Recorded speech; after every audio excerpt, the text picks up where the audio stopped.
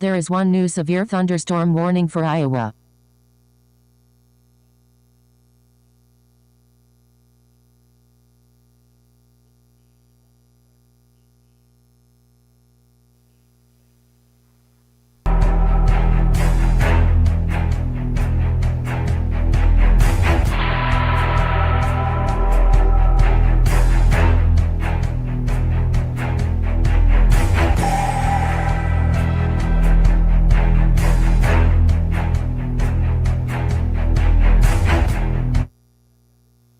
This is a tornado warning. Again, several funnels. Rain wrapped tornado about 40 minutes ago in central parts of Roger Mills County, which is right there.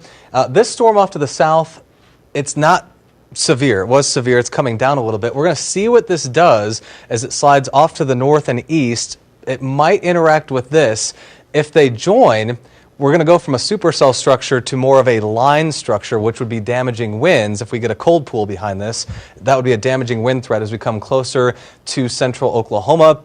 However, the cap is stronger the farther east this goes, so we're hoping within the next hour to two that this starts to run out of steam. But we're also fighting something called the low-level jet. That happens near sunset, where winds increase, instability and energy increases into the storm. That is what we do not want, okay? So there's a lot of variables that are going on here with this whole complex. So let's again kind of take a closer inspection on that tornadic-borne storm that is in Custer County. So there it is. It might be trying to, just based on this radar presentation, might be trying to form another little bit of a notch right here.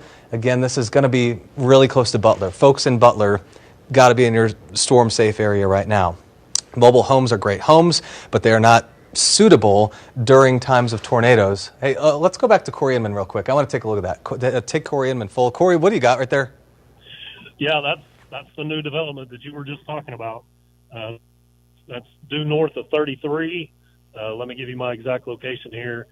3 miles east of Hammond on 33, and that's due north of me. And that thing developed just since you talked to me 2 minutes ago. So there's a lot of spin in there. Really starting to get tight there at the cloud base. So we may have another tornado develop here at any time, and this is going to track directly towards the Butler area, Aaron. Folks in Butler, this is it. We're giving you the warning right now. You're seeing this live right here. Developing tornado, Highway 33. It's coming right down Highway 33. It's moving toward Butler. You do not have much time right now. You can see the big supercell on the left-hand side of your screen. This is Corey Inman's shot. This is a clear shot. You're looking at it right now here on News 4 as a possible tornado. This is really close to reaching the ground right here. This is really close. There is rotation increasing. Corey Inman, go ahead. Yeah, sorry, Aaron. Actually, visually, it looks like it may be trying to gust out, and it's going to cycle again. You can kind of see it blowing out to the right there, but still have a pretty strong mesocyclone there. Just trying to glance back in there and don't see anything extending to the ground that would say tornado. You can kind of see the right side of it there blowing out, but man, this thing just continues to evolve the further east that we go. So heads up, Butler. This thing's coming right down 33, Aaron. It's probably, I'm going to say, a half a mile just to my north here on 33. Man, Corey, we're watching this right here with you. It's just changing so quickly. It looks like there's a RFD surge kind of sometimes. The inflow will stop. It appears to gust out sometimes, and then you get the wall cloud right back, and it looks like it's about to drop another tornado. It's really evolving quickly, and we're looking at velocity. It's not really tight. It's not gate to gate, but boy, the whole entire storm is just spinning, really, really spinning ferociously, and there's a lot of rain in there. There's a lot of rain in here with you. It's just changing so quickly. It looks like there's a RFD surge kind of sometimes.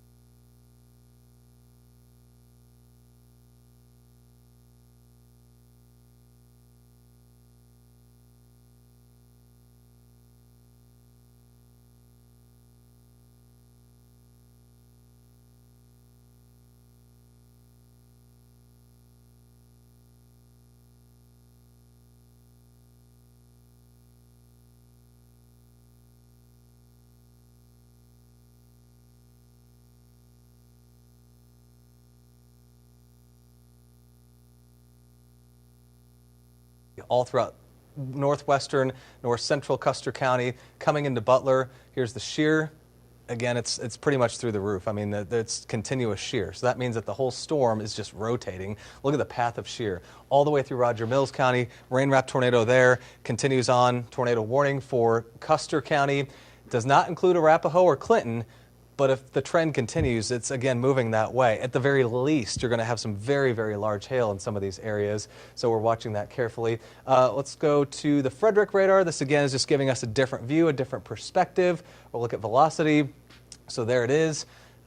Nothing really terribly concerning right now, and that's good. We'll go to Vance. Switch. Right up here. Yeah.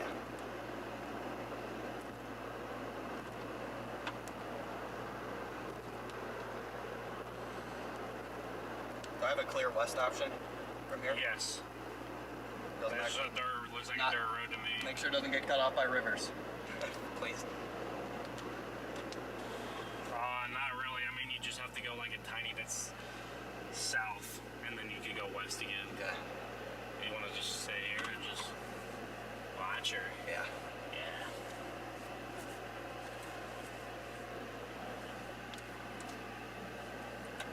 Wow. Yeah. Wow, look at those layers. Tornado's somewhere. It's gonna form somewhere Maybe in we here. see it on this camera better. Yeah, we might. Might be right here. Look at this little tail cloud coming into this like little. Yeah. Look at it clearing out. We're right in the path. Trying to look for left to right, but I don't see anything rapid. No, there's definitely nothing rapid. There is one new severe thunderstorm warning for Oklahoma. Yeah, we'll get up to Butler, and there should be a road that can go north of it.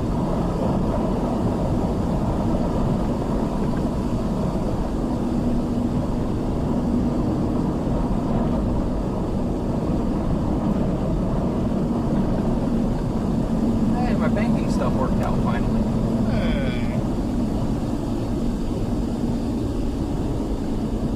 I gotta feel this thing's about to cut southeast again.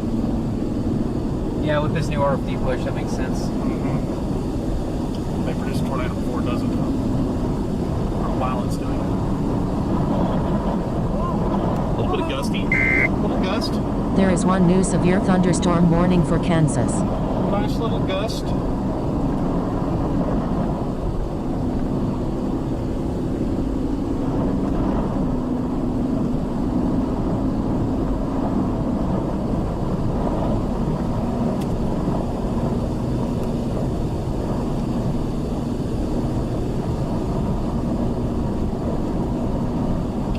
It is there.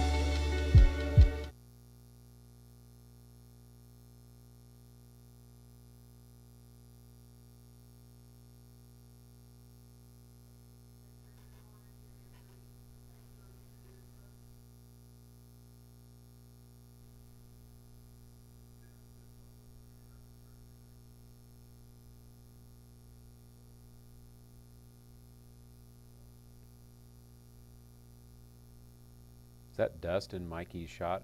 getting kicked up at the bottom.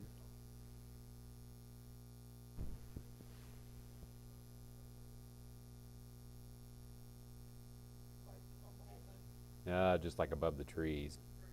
I can't tell. Maybe it's just heavy rain.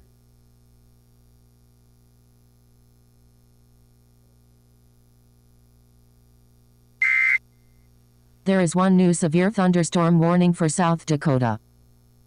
I only asked because Sanchez said it looked like she saw some in Scott's video. But Scott's in rain now.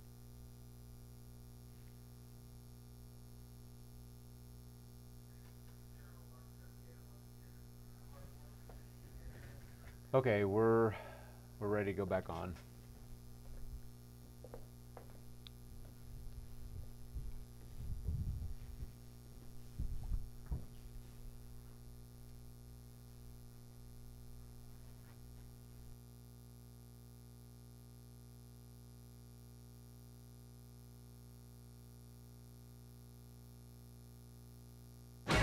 This is a Storm Team 12 weather alert. And new wind reports are coming in as storms continue to race across central and south central Kansas. We're starting to see the storms up here in Dickinson County move out of our coverage area. Next in line will be the Harrington vicinity, where we did get a report of some hail with that storm straight west of Harrington, kind of between there and Carlton, suggesting hail up to the size of ping pong balls there. Meanwhile, new warnings have gone up for McPherson and Marion counties. Not a big surprise. We've been telling you for the last 30 to 45 minutes. It looked like there was some wind up toward the Lindsborg area of about 50 to 60. We've now had that reported from McPherson, suggesting an estimated wind speed there of about 60. Some of that strong wind now is moving south of Highway 56 from Hillsboro on into the northeast part of Marion County. Again, we could be experiencing some winds 50 to 60, and there's still a hail threat embedded with these storms too, probably on the order of quarter to maybe up to the size of ping pong balls. Really starting to look like more of a significant wind situation starting to play out here in central Kansas, and flooding too. Some of these locations are experiencing some very heavy rainfall over a short period of time, and we're also in a situation here where one storm is following another, which will lead to some pretty big rainfall totals too. There is one new severe thunderstorm warning for Nebraska. Let's go up to the current time, because this string of blue dots that you see right across southern Barton County, those are all wind reports. We did get a wind report of about 60 from Ellenwood. That strong wind is right there near the Chase Raymond area, moving east. So Lyons, within the next 5 to 10 minutes, we think the wind is going to pick up there. Also, tremendous rainfall. Let's hit on this for just a second, because I want to show you how much rain has fallen throughout central Kansas, and it's pretty substantial, especially when you get up here near Ellsworth and just north of town. Looks like we may have upwards of 2.5 to 3 inches of rain, and it's still coming down there as we speak. A lot of heavy rainfall right through central Kansas, including Ellsworth and Rice counties. Reno County, Kingman County, you're also in severe thunderstorm warnings. The concern here west of Hutchinson is going to be winds that could be 60 to 75 from Langdon up through the Arlington area. We have not had any measurements of wind so far from western Reno County, but based on the radar sampling of what it could be, west of Kingman out toward the Cunningham area. This is where we have Mikey Gribble. If we have a chance to bring up his picture, would love to show you what we've been looking at in the storm center, because he's right there along 54. Very ominous looking sky. At times we see these low hanging clouds. Not a tornado situation here. This is primarily going to be wind across western Reno and western Kingman counties, and with this is the kind of sky that will be coming in on Wichita a little bit later on this evening. The timing of all of this for Hutchinson, the wind there is probably going to be around 7:30 to 7:45. Wichita, we're thinking as we get closer to the top of the 8 o'clock hour, we'll probably be in a severe thunderstorm warning at that point in time, expecting the arrival of storms into Wichita maybe closer to 8:30 itself. When they get here, be ready for winds that will likely gust above 60. We'll see how all of this comes together. From Pratt County, we have had a couple of wind reports. Let's bring you up to date on what's happening there. It looks like 60-mile-per-hour winds have been measured in Pratt. There is one new special marine warning. It does speak to what is possible there across parts of Kingman County. And northwest Kansas, we've also had some severe weather here. We did get some 2-inch hail in Winona. Those storms are weakening south of Colby, and storms west of town could still have some hail up to the size of $0.50 there in southwest Thomas County. Coverage continues on 12.2. We will be back throughout the evening as the storms continue to move through, with an ongoing threat of heavy rain, wind, and some more hail. There is one new severe thunderstorm warning for Kansas. Oh, that's okay. I just wasn't sure if it dropped out or something.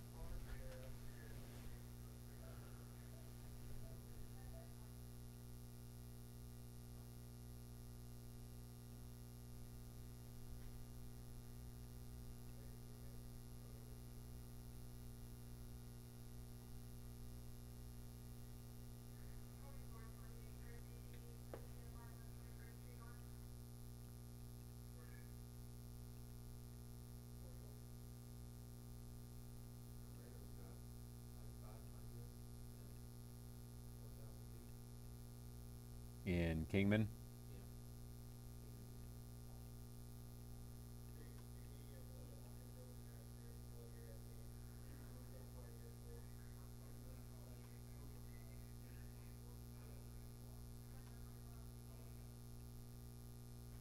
Mikey just said he's 3 miles from Kingman.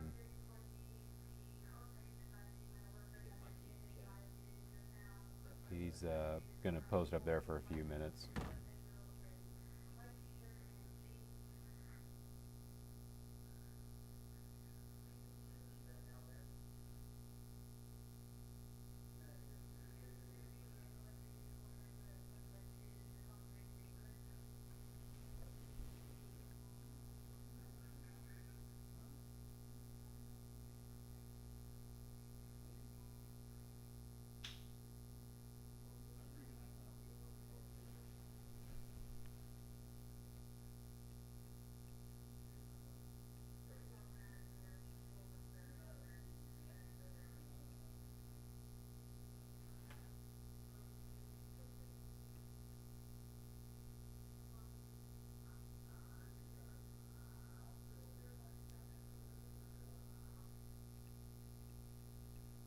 I don't need 90 to 100 mile per hour winds to go across Sedgwick County.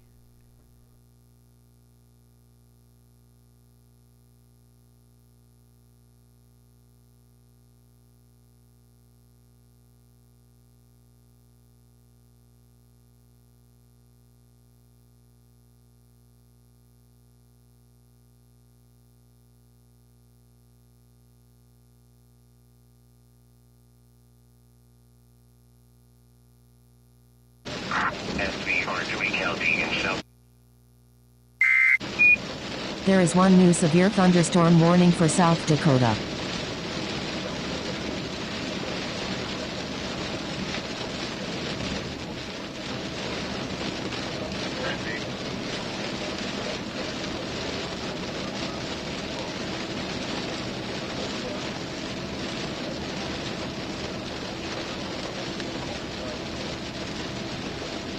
Tornado warning message.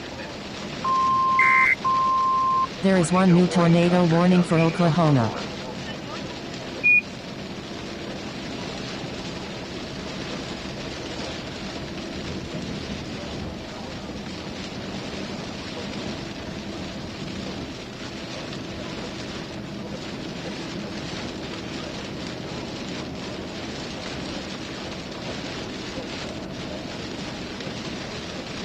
XV on Black Hawk County in Iowa. Alright guys, there's a look at Radar Omega again.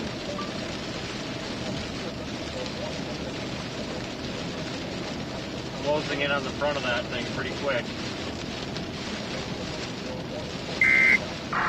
There is one new severe thunderstorm warning for Iowa. Nah, man, I'm missing that at all. Yeah, that's pretty much repeat of Beaver last year. Even the storm looks about the same. There is one new severe thunderstorm warning for North Dakota. Sioux County in North Dakota.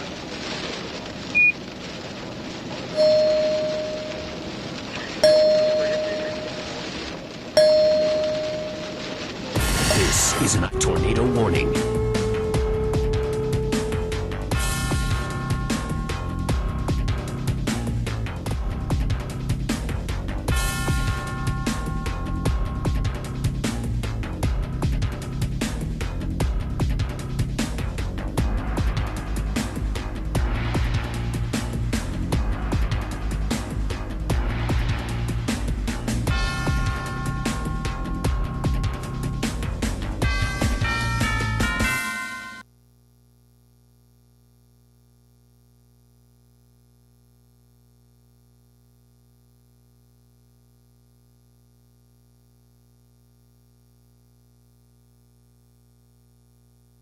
Notice the trend, it's been up. Okay, so we were in the 600s, now we're in the 700s. The lightning rates are coming up, and you can see the curve. See that curve right there? That's the inflow notch. That's where we have the dry area. When air goes up, rain doesn't come down, and that's where we're seeing a lot of that spin right now inside of that storm. So again, this is Custer County. Tornado warning now includes Arapahoe and Clinton. It's really slowed down, moving at only about 15 miles per hour. But again, there's the storm moving very, very slowly through right now. So tornado precautions: interior room, away from windows. A closet or a bathroom is a good place to be during a tornado event if you don't have a basement or underground shelter. There's the rotation. It's fairly broad, but definitely still there. About 10 to 12 miles due northwest of Arapahoe right there. We'll take a look at velocity on Vance. Might be a little further away than that, but still, again, tornado precautions, very, very serious. It's been wrapped in rain from time to time. And here's the Frederick radar. Again, shooting fairly high up in the air, but that does show a little bit more circulation on the last scan due north of Butler. So there it is, basically due north of Butler. There's radar that coincides with where this is wrapping up. So that's radar, that's rain and hail wrapping up in there. Velocity. Again, you're seeing the signature right about there, north of Butler. Let's go back to Corey Inman. Again, pretty low-hanging wall cloud. What do you got? Yeah, Aaron, as the rain wrapped in there on the one wall cloud that we were watching, that thing's kind of dissipated, kind of went away right over the top of 33, and we're getting a new one to develop just to the north of 33 here. So this thing's continuing to evolve at a rapid pace. It's not really moving a whole lot, but the evolution of the storm continues to change rapidly. We get one wall cloud, and it'll produce a funnel or two, and then it'll blow out, and we'll get a new one to form. So we're right here tracking it due east down 33. We're about 4 miles to the east of Butler, and everything is just to our north here, Aaron. It's really following 33, isn't it? It's along and just north of Highway 33. Folks, you don't want to be on Highway 33, and if you're north of there, you got to be in shelter right now. Prepare for hail over 2 inches. That is over golf ball-sized hail. It has a history of producing baseball-sized hail earlier on, and the storm continues to be very strong. Eric Dixon is going to be up next here. He is approaching the Clinton area. Eric, Clinton is now in the tornado warning. Look at the size of that supercell. It looks like a spaceship. Kind of set the scene for us and paint the picture. Go ahead. Definitely. You know, this whole storm is rotating. You can kind of see kind of that spaceship look as it goes up, kind of striation. It's pulling in that deep, real rich, warm moisture into it. You know, what you're looking at is a little bit to the north of Clinton area right now. You know, I went a little bit to the east of Clinton. I'm kind of backtracking a little bit because the storm started slowing down a little bit, so kind of adjusting with this storm. So I'm going to go a little bit to the north of Clinton, just briefly there, and then probably have to get back on I-40 and head east with it. But, you know, we're starting to get a good visual here in the Clinton area, so folks in Clinton need to start taking your tornado precautions. You know, I would anticipate, you know, this storm is going to be alive. It may not be a tornado warning. You know, folks in Weatherford, anybody down I-40 needs to really be aware that there is one new severe thunderstorm warning for Kansas. You know, towards central Oklahoma now. It's very strong. It doesn't have any signs of weakening whatsoever. So, you know, we're here with it, but, you know, it looks like we've got kind of a spaceship in the sky right here. That whole storm is rotating. It's going to hold the hail up in the sky. You know, we're getting these intermittent touchdowns here, so we're going to have to watch this one really closely. I'm out here by Clinton. Aaron? All right, appreciate that. Yeah, that is just a stunning photo right there with the sunshine coming in behind it. The whole thing is rotating. So here's the bottom. It fans up, so air gets lifted up into it. It fans out in the upper atmosphere, and the whole thing is spinning. He's approaching Clinton, which is... There is one new severe thunderstorm warning for Missouri. Clinton is definitely in the path of this rotating supercell, possible developing tornado right here. Let's take it over to, let's go back to Lynx, and then we'll check in with Corey Inman. So again, not really tight, absolutely concerning circulation at the moment. That's not what we see. That's Frederick radar. We're going to go to Vance radar. It's a different radar site off to the north. So we'll check out velocity. There it is. It's pretty broad. But broad circulation means the whole entire cloud, the whole storm is rotating. That increases hail sizes. So again, look at shear. There's still some shear right here, and shear rate continues coming in from the west into approaching central parts of Custer County. This thing is just really There are 3 new warnings affecting Kansas and Oklahoma and South Dakota. So it comes down, comes up. It's kind of like a wave. It goes up and down, kind of pulses up and down. As for the presentation of the storm itself, again, there's still a rain-free area now that's north and east of Butler, and that's what Corey Inman's looking at. In fact, let's go over to Corey Inman. Still a really low base on this thing as it's moving into more moisture-rich air. Go ahead. Yeah, Aaron, I'm 6 miles east of Butler on 33, and you can see we went from a big blocky wall cloud to that's almost a big bowl that's sitting back in there. And as we were talking about, just kind of going through its cycling phase the last time you talked to me. But that thing is a lot lower than the last wall cloud that we had in there. And you can tell by the shot, it's almost just like a big bowl feature hanging back there. So trying to let the traffic get around me here. There's quite a bit of rotation with it. Like you were saying, it's broad. I don't see anything really tight and localized right now. But that whole thing is turning. And we still have those winds blowing into it at about 30 to 35, Aaron. Yeah, of course, those winds coming into it, that's concerning. That's really only keeping this thing going, acting to just add fuel to the fire for sure. Again, Butler, the good news is that circulation has moved off to the east of you. Still possibility of some wraparound hail in the town of Butler, definitely some heavy rain. Big time hail in north central Custer County. We're looking at that very carefully and approaching eventually Custer City, Arapahoe, and Clinton as this continues off toward the east. Might have accelerated just a little bit as of the last couple scans. It might have picked up a little bit of speed with it right there. Again, velocity is still a little bit muddy here, not seeing anything that shows really tight velocity in circulation, but again, we're watching it very carefully. Let's take a look here. There's Corey Inman's shot again. Let's go back to Corey. This might be wrapping up in some rain, kind of tough to see. Corey, what are we looking at here?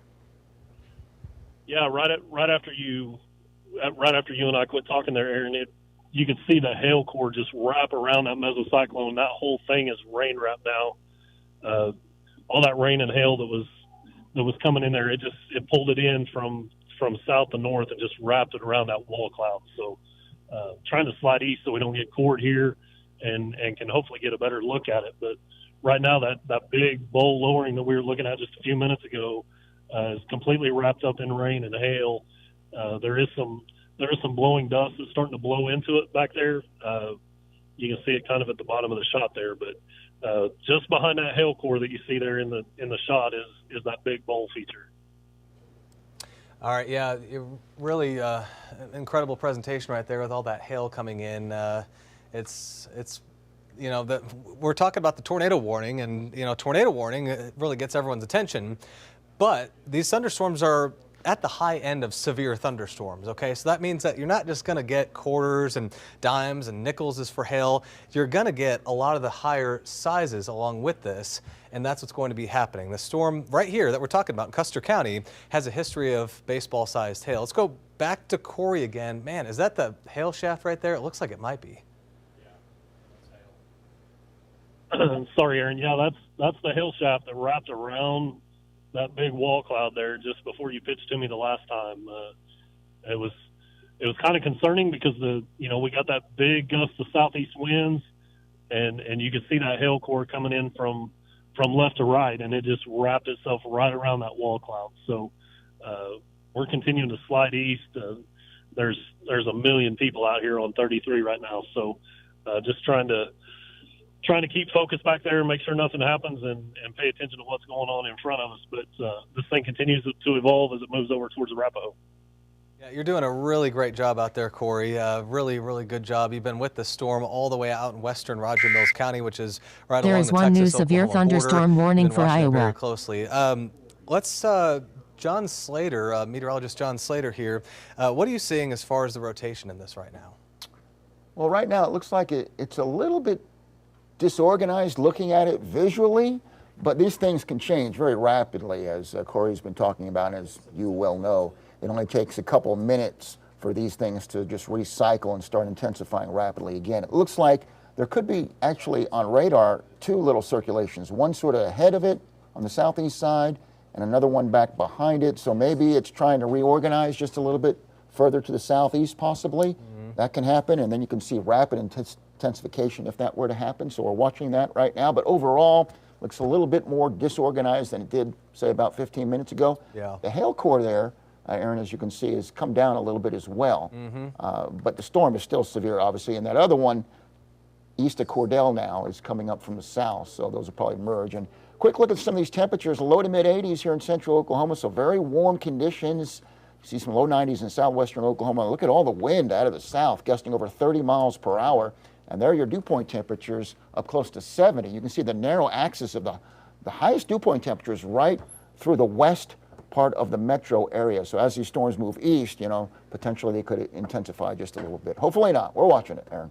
All right, appreciate that. Getting a report right here from the National Severe Storms Laboratory. They're out there following this, and they're likely some of the ones that we saw earlier in Corey's live stream with the Doppler on wheels. They measured 78 miles per hour of wind 5 miles east of Butler. Okay, so at the very least, this thing it's producing a lot of wind, and we knew that would happen today. And again, we're watching these cell mergers right here. As we see one south of I-40, this is the one that we're watching right now that does have the tornado warning on it. This is Custer County. The warning has been extended, so now it includes Arapahoe and Clinton right along I-40. There's the circulation, as John Slater was saying. It's still very broad, but the entire thing is rotating. You know, that last little, hey John, tell me what you think, but this last little scan north and east of Butler, that might be a little closer. It's tough to tell. What do you think about that? It looks like there is one new severe thunderstorm warning for Oklahoma. Right, we have the hotter green, and can we pause that for just a second on the last frame right here? So we have the hotter green and the hotter red, and they're getting a little bit closer together. So yes, the whole storm has been rotating. That's been persistent for the last 2+ hours, but right here they're getting a little bit closer. So this is Butler, and we're about 5 to 6 miles off to the north and east of Butler, traveling just north of 33. Here's the heads up. There is one new severe thunderstorm warning for North Dakota. East, right toward Custer City. You're not in the tornado warning. Let's say that you are right now, okay? Because this thing has put down a couple funnels. Rain-wrapped tornado earlier in north central Roger Mills County. It has a history, and it's moving into still a favorable environment. So Custer City, Arapahoe's in the warning. It's likely going to go just north of Clinton the way it looks right now. But Clinton, sirens likely sounding down there. Again, there's the rotation moving just off to the north. Let's go back to Corey Inman right here, and Corey's right on top of it. Just a lot of rain, a lot of hail wrapping into this thing. It's been cycling on and off all day. What do you got? Yeah, Aaron, we are almost due north of Arapahoe here, looking back to the northwest. And the wind gusts that you were reporting from the Doppler on wheels doesn't surprise me. That was kind of right in that area where the hail core just kind of swung in there and wrapped around that big bowl wall cloud that we were showing you. Still getting just a tremendous amount of inflow here, blowing back into that area. But the circulation's kind of broadened out. And you can see we don't really have that big bowl feature after it got wrapped up in rain. Haven't had a new one that's formed there.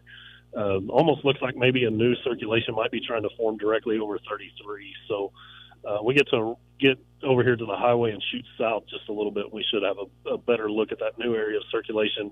But looking back into that rain and hail core back there, and I don't see anything that looks like that big bowl lowering that we had just a few minutes ago.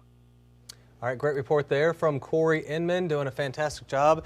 Also watching Mike Bennett's stream in northern Oklahoma and Eric Dixon as he's approaching this. We'll go to Eric Dixon here in just a second. Let's go to Lynx and watch what we've got going on here. So 2 dominant storms right now. The strongest by far is the one that has the tornado warning in Custer County. Also pretty heavy activity up in Dewey County, so this is far off to the north. And now severe thunderstorm warning on the southern cell has been extended just short of Canadian County. It goes into Clinton, far northern Caddo County, and we're going to see what happens when these merge. We talk about constructive or destructive cell mergers. You know, sometimes one will get in the way, kind of choke off the circulation. We hope that happens with this one. That might disrupt it and slow it down. Sometimes they gather up and the larger cell will actually suck in the smaller cell. And I'll tell you, this southern one, this has a lot faster velocity. It's moving at about 50 miles per hour. All right, so 50 miles per hour puts it in Lookeba, about 752, hitting 755, in Bridgeport approaching I-40, just shy of 8 o'clock. So that has quite a bit of speed to it right there on the southern storm. The northern storm, well, this one's actually moving quite slow. It's moving at about 15 to almost 20 miles per hour, just lazily moving along through Custer County. And it looks like it's trying to almost occlude right now. So I'll show you what that means here. Occluding is when it kind of wraps up and chokes itself off. So we have inflow coming in right here. Actually, that's a couple radar scans old. So we have the inflow coming in. I'll show that to you.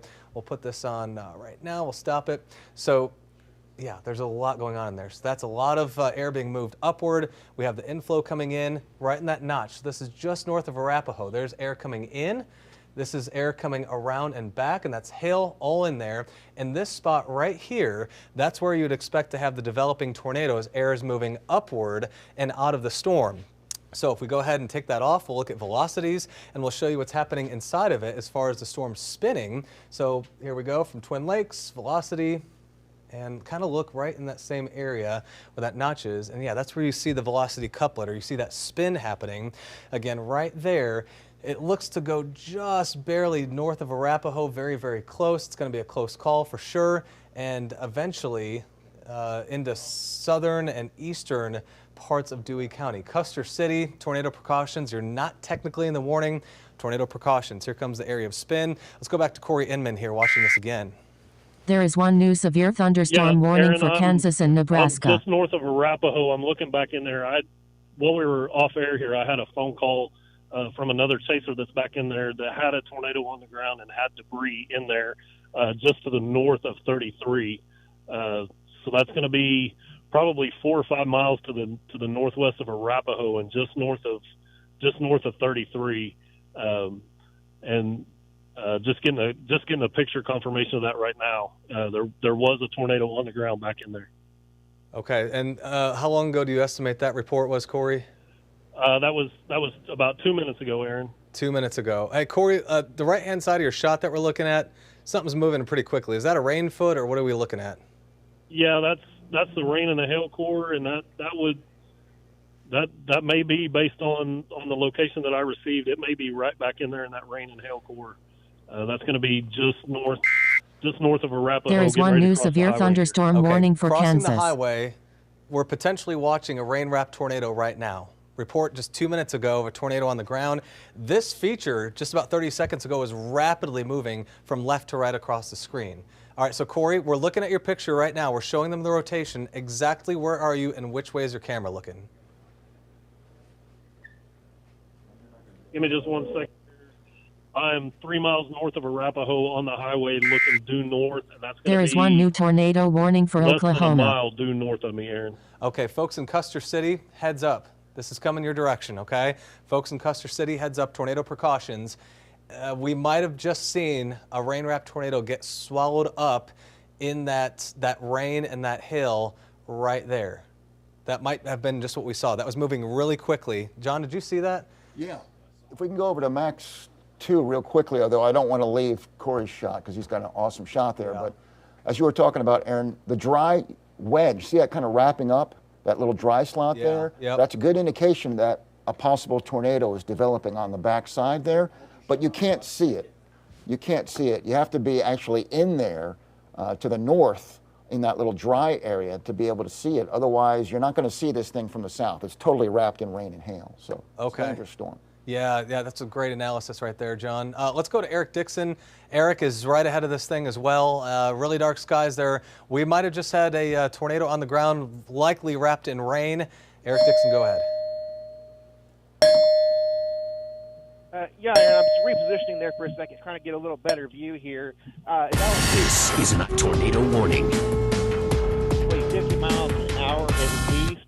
I'm looking just a little bit to the north and northwest of Arapahoe right now here. I'm trying to identify, where it's trying to localize that. I've got a lot of rising motion back in there, but, it's starting to come into view in this area here. So you got a lot of trees in this area, a little bit of hills. So I'm trying to, identify where this is at here. But it looks like we got just a little bit to the north of here. This is rapidly, it's starting to develop rapidly, heading towards the Arapahoe area, Custer City. It's going to be coming down I-40 here, but we're looking for signs of rotation here. It looks like I've got, possibly it's a possible tornado on the ground back in there. I'm watching for rising motion here. I may have a tornado on the ground back in there. It's what I'm trying to figure out if it's just scud, but I think we've got a tornado on the ground back in there. I see a little bit of rising motion with that, so I'm closely eyeing this. A lot of inflow to that spot, probably 50 miles an hour here.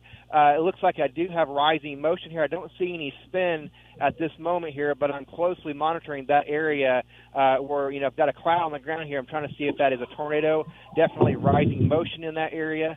Back to you. Yeah, all right, so we're seeing your shot just zoomed in a little bit. We're seeing two areas right here. There's one to the right, and you go up the hill a little bit, there's one to the left. We're seeing both of these spinning. Eric, I want you to tell me what we're seeing and tell me exactly where you are and which direction your camera is pointing. This is important information for folks right now. Look at this. It looks like it's rising right here. Eric, go ahead. Where are you at? Where are you looking? I'm just a couple miles south of Arapahoe. I'm looking to the northwest.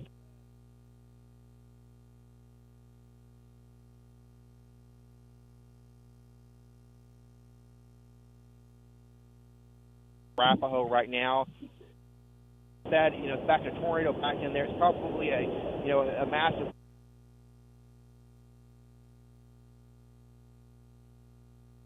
lowering back in there, but I don't see it just surprising with that, that hill back in there. I don't see any dust being picked up. No power flashes in the area. Definitely some rising motion. All the wind in this area is moving rapidly towards that, that inflow area. So right now, again, I'm about 6 miles south of Arapahoe, looking at that circulation. Okay, Erica, we're having a little tough time hearing you right now. Yeah, watching a developing tornado right now. There is one new tornado warning for South Dakota. Okay, yeah, this is a confirmed tornado on the ground right now. Okay, confirmed tornado, Custer City. Folks, this is heading right toward you. It's knocking on the door. It is right there. Confirmed tornado on the ground. You're looking at it right now from Eric Dixon. He's near Arapahoe, and we're seeing on radar likely multiple little vortices kind of sucking up together, rotating inside. Look, there's a funnel on this side right here. There's a funnel. The whole thing is spinning. We are still just blasting east of Wichita right now. Getting out ahead of it before it makes it to Wichita. But again, thank you guys all so much for tuning in and smooshing that like and subscribe button. Wichita is currently warned. Wichita is currently warned for 80-mile-an-hour winds.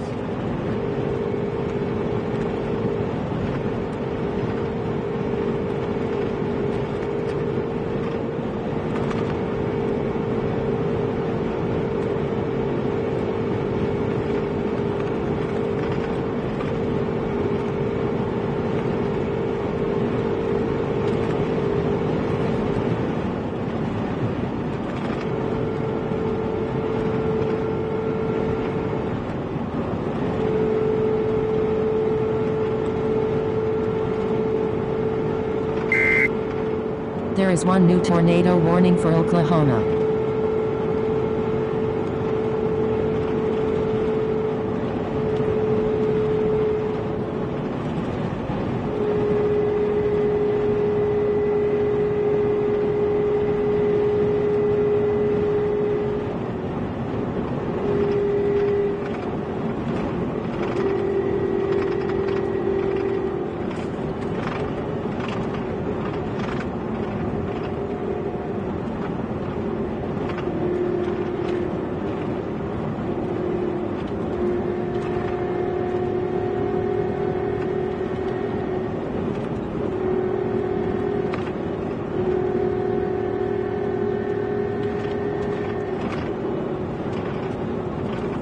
Alright, so we are continuing eastbound right now. Oh, they just went tornado emergency for Custer City. Tornado.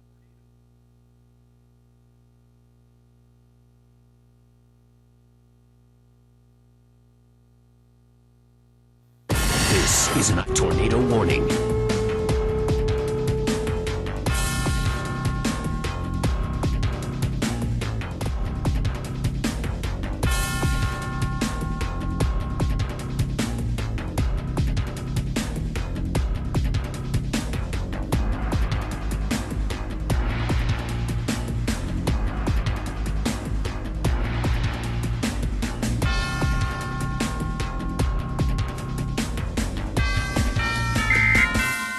There is one new severe thunderstorm warning for Kansas.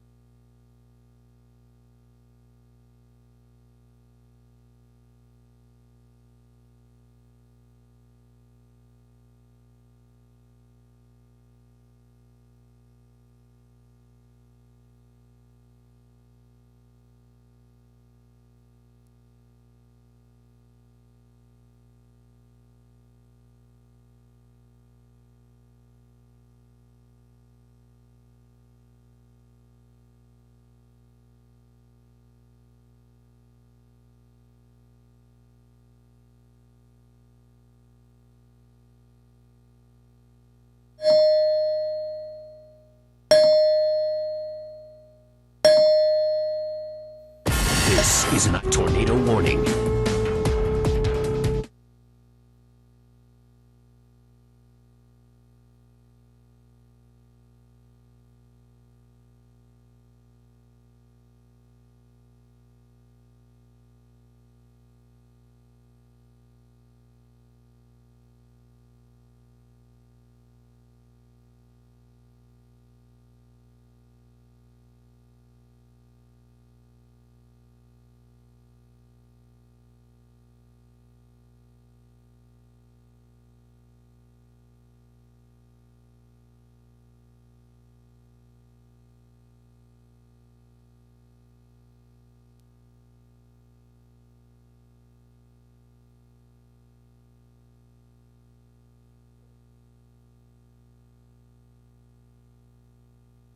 Things at least a quarter to a half a mile wide, and that whole thing is spinning there, Aaron. So, and it's almost tracking due east, maybe just a little bit of south of due east, and you can kind of see little intermittent fingers that are in there just kind of rotating around it. So, large wall cloud with a possible large tornado here just to the north of Arapahoe.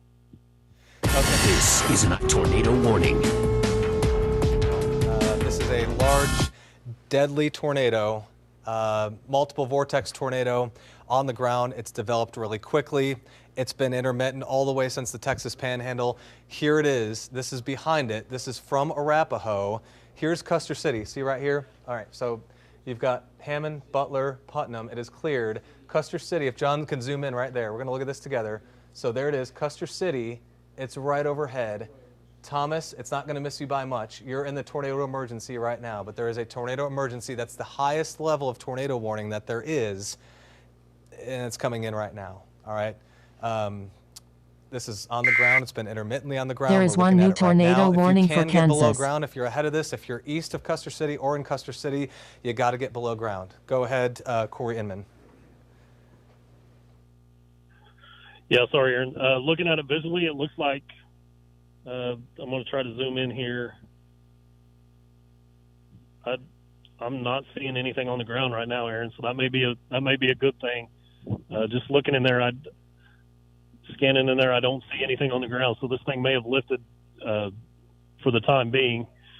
Let me get around this tree here and just kind of scan back in there. I'm not seeing anything on the ground, Aaron. Yeah, it's pushing off to the east, but I don't see anything on the ground right now. Do have a hill here that's kind of obscuring my view, so that doesn't mean it's completely lifted. But this is a tornado warning. Last time he came to me, I'm just trying to let it clear. There are two new warnings affecting Kansas. Let me spin the camera back here and get it back in focus for you. Sorry. Looking back in there, it's just with that hill there. It's really kind of hard to tell if it's still on the ground or not, Aaron. Okay, let's take Max 3 here for just a second. This is the debris detector, and if you would see large destructive tornado, a lot of times you get these yellow colors right here. and there has been a little bit of that near Custer City. It's not a little circle or a debris ball like we have seen earlier this year near the Sulphur tornado and farther out off to the east near Holdenville. This is not like that, but again, there is what appears to be some debris lofted in the air near Custer City. There is one new severe thunderstorm warning for South Dakota. We'll take a look at some velocities here in this area. Again, they kind of maximized on us real quick. They came up real fast, and we're starting out here off to the west. This is a little bit closer. So again, there is one new severe thunderstorm warning for Iowa. Of Custer County, right over Custer City. Look at that velocity. It's right there, right over Custer City. It's going to move up, likely miss Thomas off to the south. We hope it stays that way. We hope it continues missing. Here's a different radar site. You know, Frederick had this has one of the better. New tornado warning issued for Oklahoma. Here is the full text of this warning. Attention at 7:38 p.m. CDT. A confirmed large and destructive tornado was observed 4 miles west of Custer City, moving east at 30 miles per hour. End of warning. Now, and what you're saying out there, it might have lifted, but this thing has just been intermittent tornadoes. We're talking about an hour and a half ago, Roger Mills County, big rain-wrapped tornado, intermittent funnels all the way. And now that we're in eastern parts of Custer County, near Custer City, it appears that we had a large multi-vortex tornado that might have lifted for the time being. Go ahead, Corey. Yeah, Aaron, I'm northbound right now, headed towards Custer City. Just scanning in here, not seeing anything that's on the ground, Aaron. Of course, we're coming up in and out of the hills here. Let me pan the camera here. Just kind of scanning around and don't see anything on the ground. Looks like it possibly did lift for now, but like you said, this thing has just been cycling and funnel, and then all of a sudden we have the multi-vortex tornado there. So hasn't quite. It's kind of right on top of Custer City. I'm getting some northerly winds here, northeasterly winds here, Aaron, so I'm going to have to. Okay, appreciate that. Still very low to the ground right there, Corey. He's near Arapahoe, heading toward Custer City, coming out on the backside of this. And you can see the wall cloud. So here's the bottom of the wall cloud. A lot of upward moving velocity up into the storm system right now. Wall cloud, the whole storm is rotating. It does not appear that there's anything on the ground right now. The tornado emergency for Custer County continues because it literally takes 15-30 seconds for this to change. We already saw it happen. We had what was a large tornado on the ground. It had multiple suction spots, multiple vortices moving right toward Custer City. We hope that it is lifted before it got to Custer City. We're watching that very carefully. Let's go to links here. We'll pull that up and take a look at how this appears on radar as it continues moving closer to at least the far west metro. It's still out west here in parts of Custer County, but it is approaching southern Blaine County and northern Caddo County. So heads up for you. Tornado warning does extend to about Watonga, all the way down to I-40 and northern parts of Caddo County. So you can see, again, there's that little dry spot, that little dry slot right there, and that's where you have air moving upward. So rain can't fall when it's being sucked up. That's why you get this little spot right here that's been persistent, okay? Right over Custer City. It's right over, it's moving toward Thomas right now. There's a little bit of a northward push, tiny bit. You can see right there. This is all hail in the purple. We're going to stop this right now. We're going to stop. There we go. This is purple up near Thomas, near Sunset, Independence. That's hail wrapping around. It's coming up into it. And the tornado right now is going to be just off to the east and northeast of Custer City. Here's the movement on it again. It's going to be moving right up there toward Thomas, okay? Right up 33 toward Thomas. Let's go to that Weatherford camera real quick. Let's go to the Weatherford camera, if we can pull that up here. This is Stafford Air and Space Museum, Weatherford camera right now. And again, you can see the big time lowerings right there as this again approaches north of I-40. It's approaching Thomas. It has now moved through Custer City by about a mile or two. Let's go back to Eric Dixon. Go ahead. Or Coreyman. Let's go to Coreyman. Yeah, Aaron, we're having to bail south here. We had the RFD kind of come in on us here. The RFD's out of the west, and I'm going to say it's every bit of 80, 90 miles an hour. These trees are just laying over. Got a bunch of chasers here stopped in front of me. Looks like one of them may have got hit by a tree, so I may be cut off here. But let me pan the camera for you so that you can kind of see this This is a west wind here, Aaron, that is 75, 80 miles an hour. That is the RFD on the backside of this circulation. So I'm going to be cut off for just a minute here. It looks like we've got a chaser that had a tree fall right in front of their vehicle here. Okay. Yep. There's some tree damage right now. Wow. Look at the winds. Look at the winds coming in on the backside of this. Corey's saying winds 60, 70 miles per hour with this. Look at the trees that are getting blown down right now, right by him. Corey, you stay safe. There's some tree limbs right by him. This is near Custer City. This is on the backside of the storm that's moving through, and it has had a confirmed tornado, multiple vortice tornado on the ground just west of Custer City. Now it continues moving on, but on the back side of it, we get these rear flank winds that kind of blast in, and you can see the trees coming down right now. Look at the trees being shredded, rocked around on Corey's stream. Corey, real quick, go ahead. I want you to stay safe. Look up. I hope there's not a big tree near you. Go ahead. Yeah, we're still right here, Aaron, just kind of stuck. It looks like they're trying to move the tree. I'm trying to pan the camera to my left here. I'm going to have to spin it all the way around. I don't know that we're going to get that good of a shot because we're kind of stuck here, but this still got winds every bit of 60 that are blowing from west to east into that circulation. So going to be just a few minutes, and hopefully we'll be able to move and get back caught up with it again. Okay, appreciate that. Yeah, this is likely going to go north of Weatherford. Thomas, kind of under the gun right now as we're looking at new velocity data coming in here. We can go ahead and take the Weatherford camera right now. So this is going to be northwest of Weatherford, this circulation now, pretty far distance away from Weatherford off to the north and northwest. Going to measure right now. So this is about 17 miles away from Weatherford. And you're seeing the low-hanging clouds right here. Real low-hanging, we call it scud. It's scattered cumulus under the cloud deck. That's what that means. But there is some upward moving velocity with these clouds right here. We're kind of zooming in. And again, this is the area of rotation that is just north and northwest of Custer City that you're seeing right now on our live camera. So this is from Weatherford, Stafford Air and Space Museum, looking off to the north and west. So there it is. This is not a tornado on the ground, but look at the circulation here. It's all kind of moving. It's going up into the storm.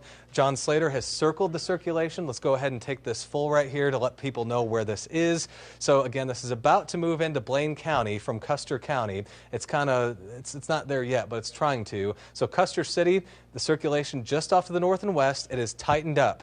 This has gotten stronger circulation right here. It's likely rain wrapped. There's been a lot of cases where the rain has come around it. This is a heads up right now for Thomas, okay? Thomas, Oklahoma, look out. All right, if you can get below ground, now's the time to do so. You can see right here, there's that little notch of inflow coming into it. It is going to come right to or very near. New severe thunderstorm warning issued for Kansas. Here is the full text of this warning. Attention at 7:32 p.m. CDT. Severe thunderstorms were located along a line extending from near Hutchinson to near Pretty Prairie to 6 miles southwest of Kingman, moving east at 55 miles per hour. End of warning. Yeah, Aaron, we've got turned around here.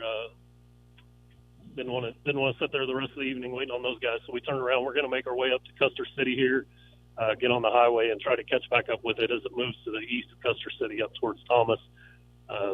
Let me pan the camera back that direction for you. Sorry. Looks like strongest winds are coming across, I guess, is that the airport there? Yeah, about to come across the airport on the west side of town. West of 235 has not really crossed over 135 yet, but will be shortly. Newton, you've got a tornado warning. You have a tornado warning. And 90-mile-an-hour winds. So I don't even know what the difference really is, tornado or 90-mile-an-hour winds. I mean, that's a serious issue regardless.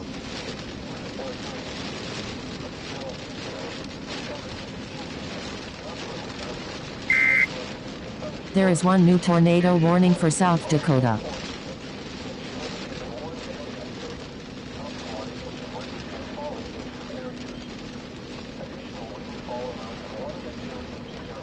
Put a tornado possible tag on this.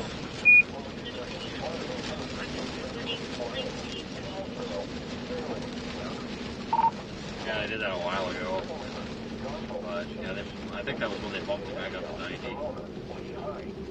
I think we're actually going to be beating that 42 here.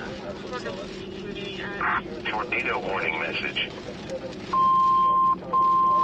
Tornado warning Campbell and Corson County in South Dakota. There is one new severe thunderstorm warning for Missouri. Mel or whatever that town is.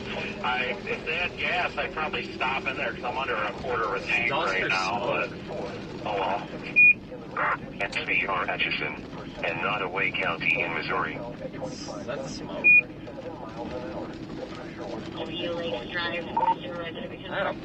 I don't know if this is smoke or dust up here.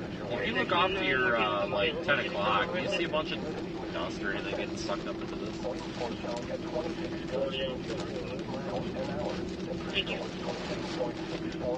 Oh, for Pete's sakes.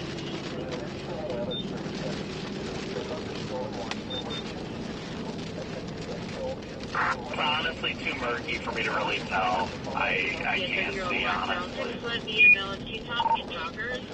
Kind of looks like smoke, I imagine. It's been raining, but I don't know. Yeah, we're going to be beating that 42. I'm just going to get on 42 and just follow. There is one new severe thunderstorm warning for Kansas. Through the backside of this and did not really experience 90-mile-an-hour winds, but that don't mean they weren't there or aren't there. Yeah, that's dust.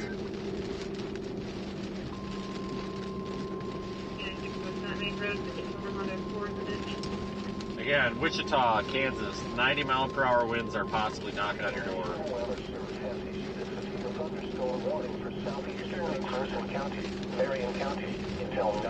For cripes, come on.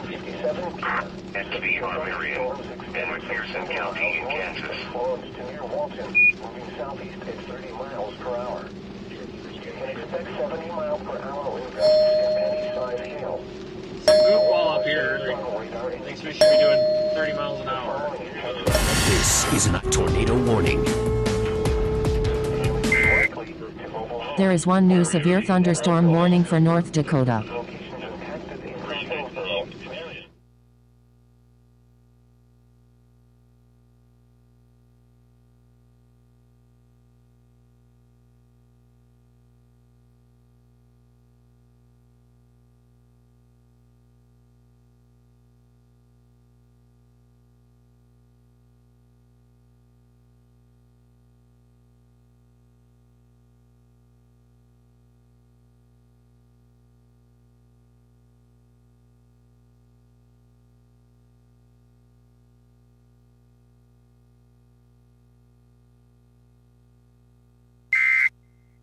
There are two new warnings affecting Iowa and South Dakota.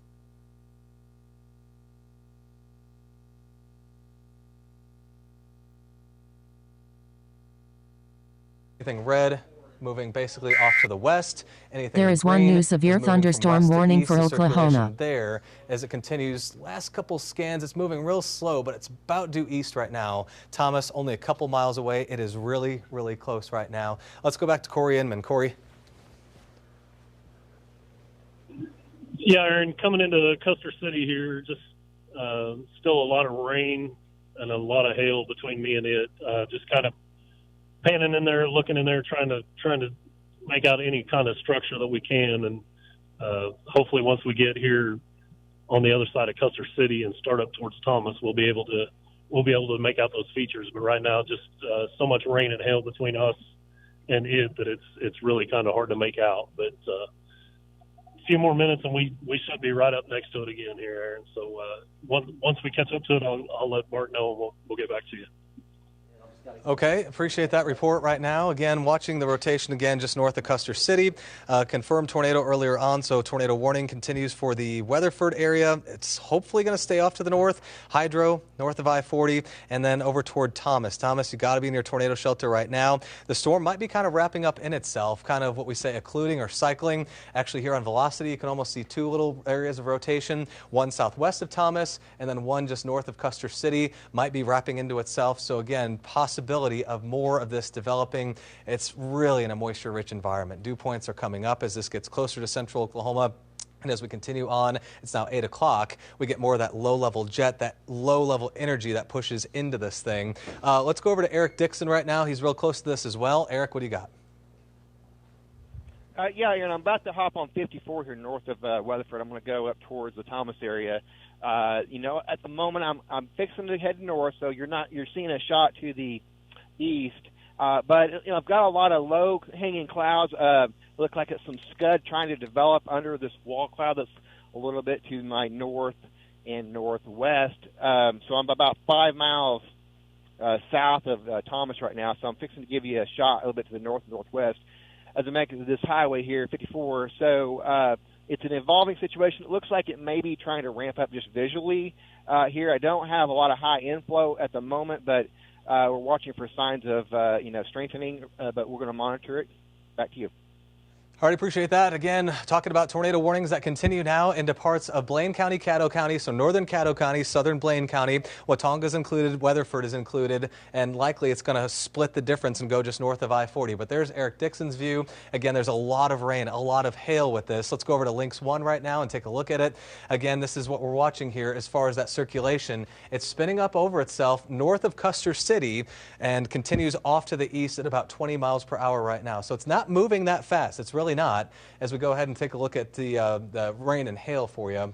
This is what we normally see when you watch the news. We talk about rain. This is the presentation that you're going to see. So supercell structure, there's still that rain-free area that's now moved east of Custer City. So a little tail right there. It's actually might be getting influenced by this storm that's near Hinton that was previously severe. The severe thunderstorm warning for this has dropped off. Okay, so this is moving toward Hinton, south of I-40 right here. Binger, Hinton, you're getting at least some dimes to nickel-sized hail with this, and it's likely impacting some of the inflow going into the storm. It's a southeast wind, and that's likely impacting it for at least the time being right now. So there is still rotation again near Thomas. If you're in Thomas, it's really close to you. Your time is out. You got to be in the interior room, small closet, no windows, underground if you can. Watonga, again, it's moving basically due east. We hope this stays south of you as it moves toward Blaine County. So that tornado warning does include Blaine County, and then eventually, if it can hold on and keep its current track, which is basically due east,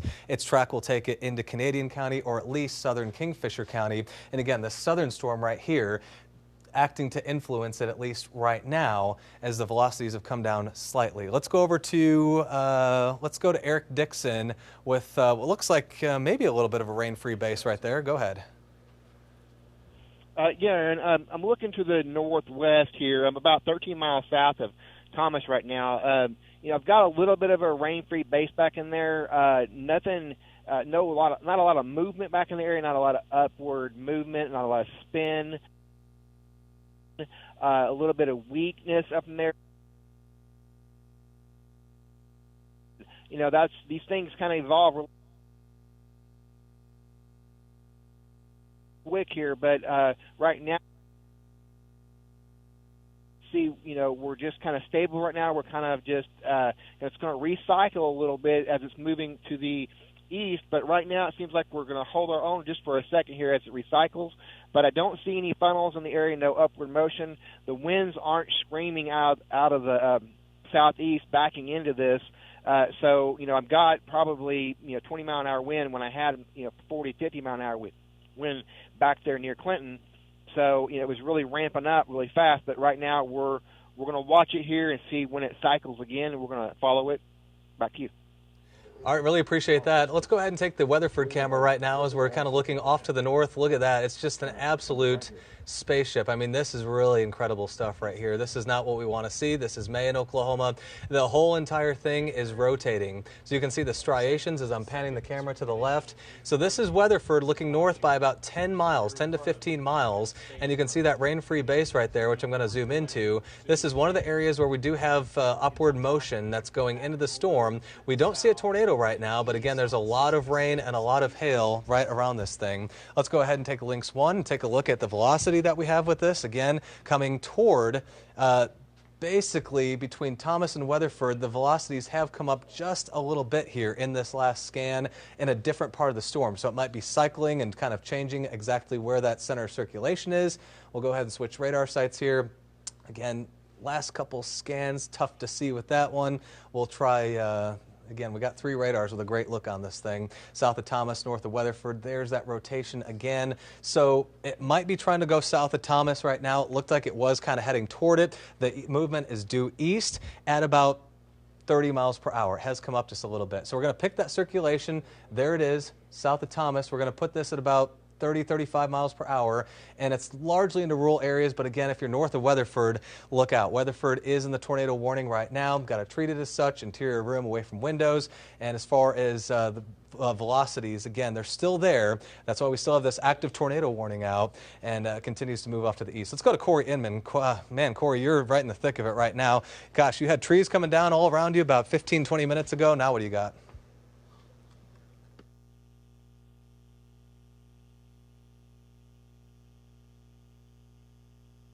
On there as far as high winds and rain. Go ahead, Corey. Okay, Corey Inman. Yeah, and coming up between Custer City and Thomas, just fighting through the rain and getting a little bit of hail here. Really kind of hard to see any structures or any features, as far as circulation or possible tornado. But we're just trying to get east through the rain so that hopefully we can get a visual and get back out in front of this thing. So right.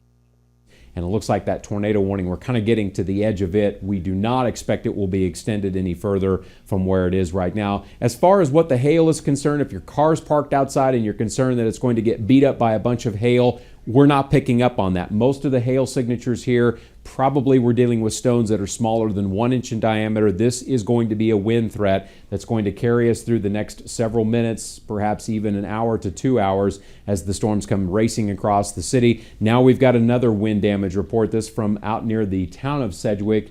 Let's see what this wind report, the wind damage, power lines are down now near the Bentley area. As of the top of the hour, again, Bentley now reporting some wind damage there. Notice the signature here on radar, and I'll try to highlight this for you because this is something that we look for when we are watching storms on radar, but you can see how this radar return is almost shaped like a backward shaped letter C. So you get strong winds that punch in behind it, and some of the strongest wind will likely be over the northern part of Sedgwick County and a good chunk now of eastern Harvey County, soon to be northern Butler County, southeastern Marion County, and eventually we think the storm will probably hold together long enough that we're dealing with southern Chase County that will likely have some strong wind. So that radar signature there, shaped like a backward shaped letter C, indicates strong winds, and that does continue to go east, moving at roughly 40 to 50. More wind reports coming out of that stuff in eastern Harvey County. Peyton will send it over to you with another update. Yeah, just got a report of an estimated 80 mile per hour wind gust. That coming in here from the Whitewater area. So again, earlier had the wind gust a little bit less than that, but again, that's estimated gust report. Sometimes estimating the exact gust can be somewhat difficult, but certainly a sign that we're dealing with some significant wind gusts, especially as Ross just mentioned there, eastern parts of Harvey, moving into eventually the northern part of Butler County. Still just watching and waiting to see if we're going to get any additional wind gust measurements or reports coming across the city of Wichita. As we look at the loop over the past 1 hour, you can see this whole line is continuing to move off pretty quickly in an easterly direction. So much of Butler County is next in line. El Dorado included within that. Going to get a lot of heavy rainfall too. We'll show you what the rain rates are with these thunderstorms, and it is just coming down in buckets. Although we don't really need the damaging winds, this is welcome news to get some additional rainfall here into south central Kansas. Looking at rainfall rates exceeding 3 inches per hour in some areas. Doesn't mean we're going to completely end up with 3 inches of rainfall, but it just means it's raining, of course, very heavily as these storms continue to pass through the south central part of the state and the Wichita metro area. Also want to keep you posted here. Thunderstorms in parts of Marion and Chase counties could be producing some strong wind gusts too. That portion of the line here is moving off a little bit more in a southeasterly direction. But then we have the main part of that line coming east of Newton. That's probably going to be the more intense portion of this thunderstorm activity that will be clipping southern Marion and southern Chase counties as these storms continue to move off to the east. So we'll keep watching those storms carefully as they continue to move off in an easterly direction. Ross? And Peyton, we're getting more reports of wind damage now, this time coming from McPherson, just west of the city on Highway 56. So obviously a well-traveled highway there at 8th Avenue. It is blocked because of a downed tree there in the city of McPherson. New wind reports coming out of this complex of storms, and I want to highlight where we think the area is most dangerous for some of the strongest winds, and that would be right in this general vicinity here across portions of eastern Harvey County, now northwestern Butler County. This area that's basically getting hit with some very strong winds right now, right in this general vicinity here. So that little structure that you're looking at there on the radar pushing out like that, boy, from Whitewater up toward Burns, Peabody, along Highway 50 in the southeast corner of Marion County. This is a very dangerous area to be in with respect to the wind. And these wind reports just continue to trickle in, this time from up near the Whitewater area. Here's another wind measurement of 70 to 80. That, of course, coming from the fire department as of 8:04. Estimating winds, we should point out, is very difficult to do, especially if there's a lot of heavy rainfall.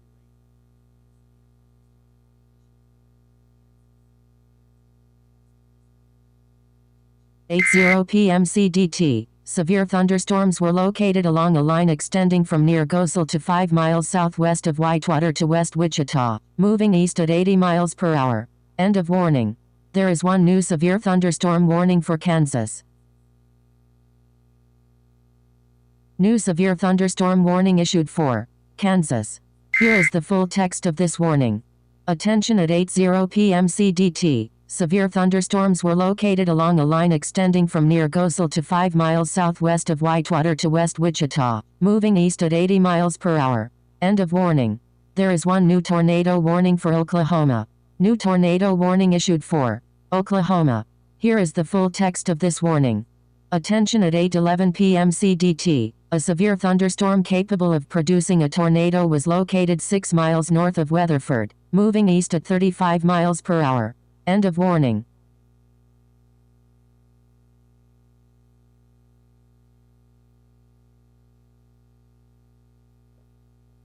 Producing tornadoes up by Foss Lake and Butler. And right now, the tornado warning very much does continue. Corey, tell us your location again, where you're located. You have large damaging hail. You've been in some damaging winds, trees down. Tell us where you are right now. Yeah, Mike, I'm in Thomas. In Thomas right now, $half size hail, very heavy rain, and I've got the camera pan here so you can see just the amount of water coming over the roadways here in the Thomas area, and the heavy rain continues. So continuing to try to slide to the east and the south so we can get back in front of this thing. Back to you. Thank you so much. So here in the metro, you probably are noticing it's getting darker to the west. There's now lightning visible to the west of the Oklahoma City metro. We have a supercell out here that is tracking generally due eastward, and it may well affect parts of the metro here. There are two new warnings affecting Illinois and Oklahoma. Hour.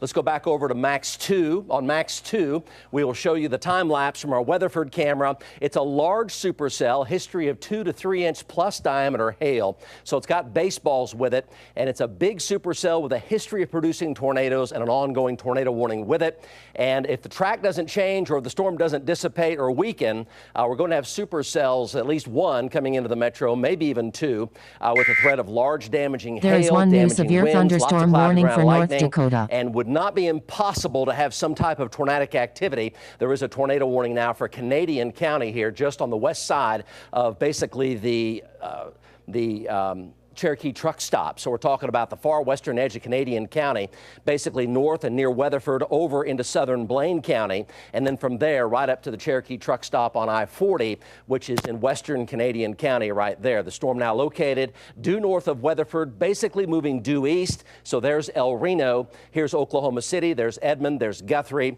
and there's Kingfisher. So with the increasing lightning and thunder, a lot of folks are going to become more and more tuned into the weather here. This has been a ongoing large supercell with a history of tornadic activity, with very large and damaging hail and winds confirmed over 75 miles per hour, and some tornado damage as well. Let's go back over to our team of trackers here, get you right back out there in the field, and let's talk to Eric Dixon, also tracking this into the western sides of the Oklahoma City metro. Eric?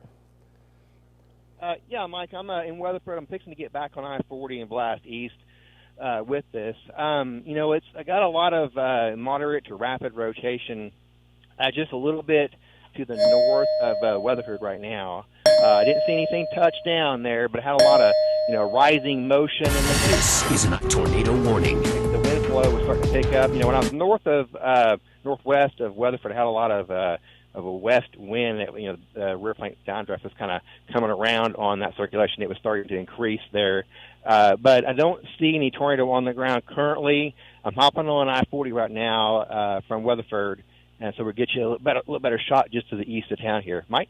Thank you so much. Back over to Max 2, and we'll show you a radar here and exactly what the mesocyclone is doing in the supercell. So the purple polygon is a confirmed tornado, and This is not tornado warning. Not too far from Butler, a little ways north of Butler and Foss Lake. You can see the hook here. It's what we call an open hook, and the winds feeding into it are unimpeded. So it's a powerful hook in there, and even without the tornado, you're going to have damaging winds around that hook because it's a powerful, deep hook coming all the way around. Now, you see the motion here. This is during the past 30 minutes. Get your bearings here. You're talking about El Reno, Canadian County, Calumet. This is Interstate 40 right here. Here's Yukon, Piedmont, the Village, War Acres, Bethany, and Edmond right there, and that's Waterloo Road. So you see where the motion is taking this, basically due east at 28 miles per hour. Where will that be going at that motion and speed? Well, here's your time of arrival, and it's a very powerful storm right now, which will create some damage with it. Hail damage, wind damage. There's been some damage with confirmed tornadoes with this. So there's your time of arrival. You're talking about that 10 p.m. hour, 9:45 to 10 p.m. hour for Oklahoma City. It's now about 8:16. So in about an hour and 25 to 30 minutes coming into the Oklahoma City prop. New tornado warning issued for Oklahoma. Here is the full text of this warning. Attention at 8:13 p.m. CDT. A confirmed large and extremely dangerous tornado was located 8 miles northwest of Hydro, moving east at 35 miles per hour. End of warning. Is spinning very fast. So all it has to do is cycle. If it cycles, it will produce another tornado. It's already done that several times, and the powerful circulation is now basically heading into southern Blaine County. And there's your hail, 2 to 3 inches, very common with it. So lots of tennis balls, lots of baseballs with it. Back over to Corey Inman. He's been in some severe hail. He's been in some wind damage as well. Corey, tell us where you are right now. What do you see? Yeah, Mike, I'm eastbound between Thomas and Fay. Get the camera pointed back to the south, and it's almost impossible to be able to see any type of structure down in there. Very heavy rain and quarter-size hail falling here between Thomas and Fay right now. Going to try to ride the northern edge of this core and get over to Wissonga and get back out in front of this thing. So looking back in there, and like I said, just unable to make out anything structurally down there where the rotation is, Mike.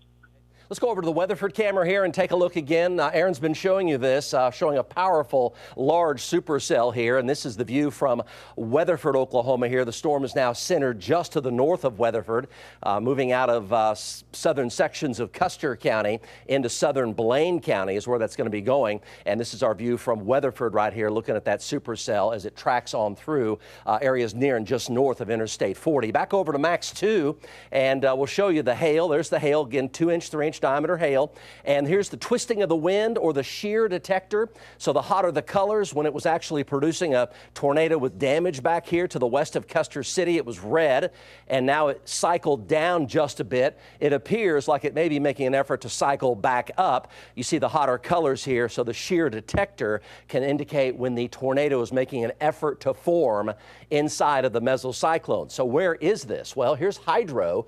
There's Interstate 40, Bridgeport, Red Rock Canyon, Gary, Greenfield, Calumet, Cherokee Truck Stop, and you can tell where that area of shear is tracking, really along and just to the north of Interstate 40. There's also a severe storm up here in Woods County. Hail and wind is the threat with that. It's over Waynoka right now, but the main 50-mile-per-hour wind reports that other places have had, like up around Hutchinson with measured 86. So keeping our focus in the short term with what's happening now on the east side of Wichita, we think the stronger winds mostly contained now in Butler, Chase, and Marion counties right up here along Highway 50, Highway 77 running north and south out of El Dorado. This is where we're dealing with the significant wind right now, and it does continue to go east.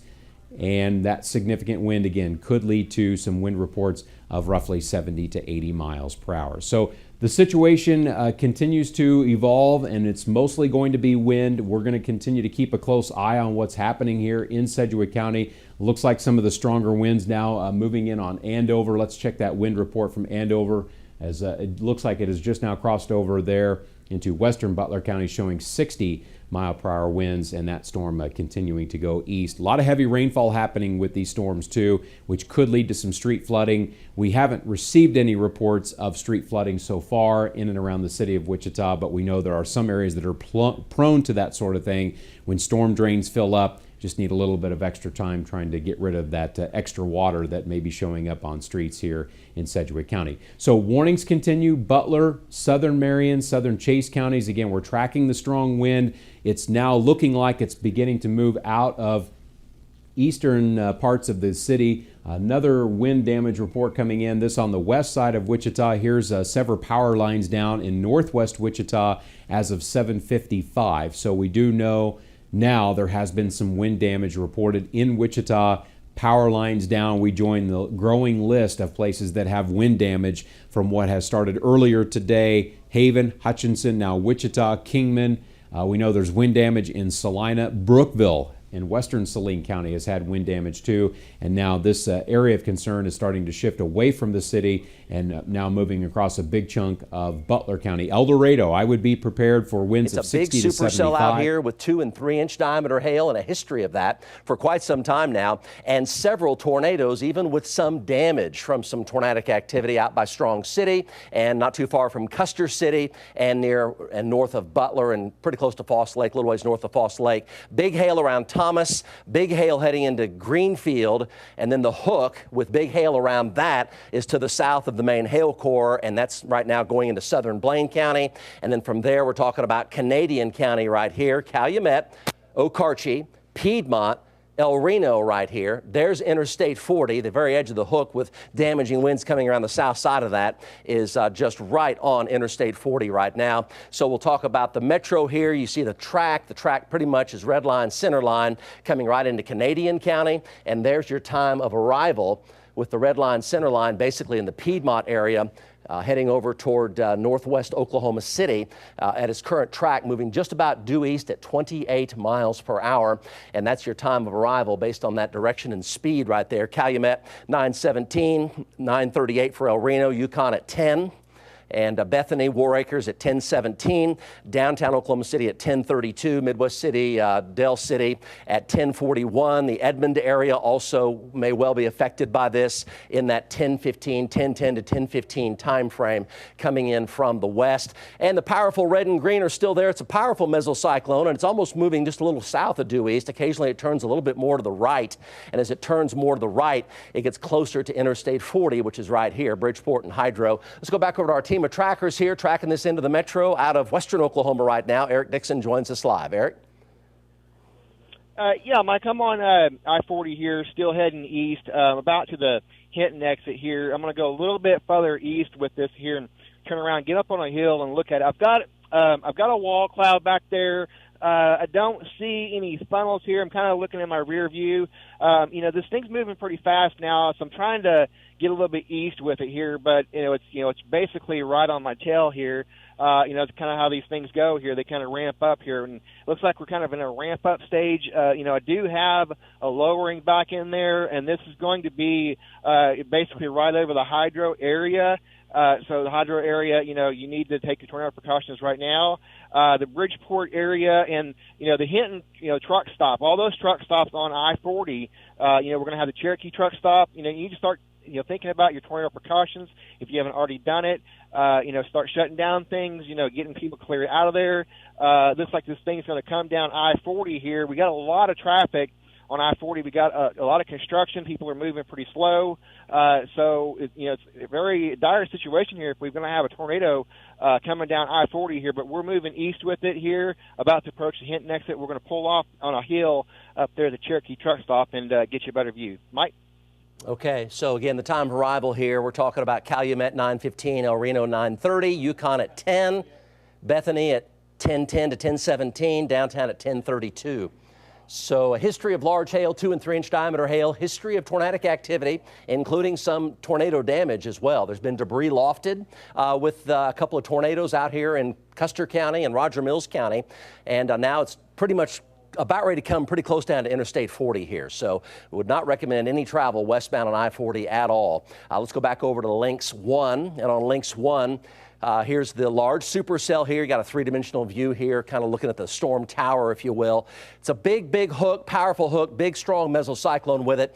Unimpeded wind coming in from the southeast. Temperatures are still in the low 80s with really high humidity, so it's got a lot of fuel. So here's Canadian County right there. Aaron, let's show the hail track on Lynx 1 here, and we'll show the hail track on it.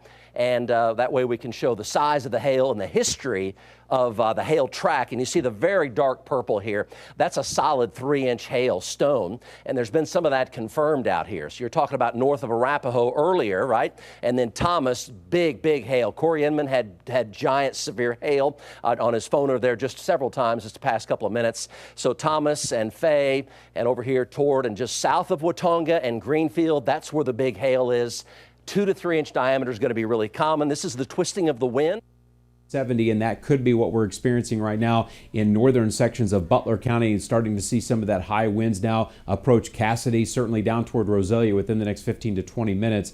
There may be some concern for stronger winds there. So far, that one report of power lines down on the northwest side of Wichita is the only report of wind damage that we have up to the present time, but we still have a lot of active weather happening in and around Wichita, so we may not know the full extent of what has happened from some of these 60 to 75 mile per hour winds that have moved across Sedgwick County. But again, the warnings for Harvey and Sedgwick counties will be allowed to expire. Warnings do continue across Butler County, southeastern Marion County, and southern Chase counties, as we do continue to track some pretty healthy thunderstorms through those areas, and warnings remain up at the present time. You should be keeping in mind that any of these storms, if you're in advance of them, could produce some stronger winds. Also, kind of watching this little feature up here west of the Cassidy area, we have gotten into a little bit more wind up here west of the Matfield Green area, and that little hook that's kind of showing up west of Matfield Green. This is kind of what we saw near the Halstead area, so we'll see if anything becomes out of that, but more wind happening right now along Highway 77. But good news again, severe thunderstorm warning for Harvey Sedgwick County is expiring, but we do continue with a wind threat in El Dorado across a large portion of Butler County. So stay indoors, stay away from windows. We do not believe there to be a lot of hail happening at the moment with these storms east of Wichita, but this continues to be a very active wind situation happening off to the east of Wichita. As soon as we get more information, we'll be back on the air throughout the evening. Stay with us for more updates. Tornado warning back there. We could easily have a lot of straight line winds coming right down I-40 into the Canadian County area. So folks, in the Canadian County area, El Reno, Calumet, West Oklahoma City, this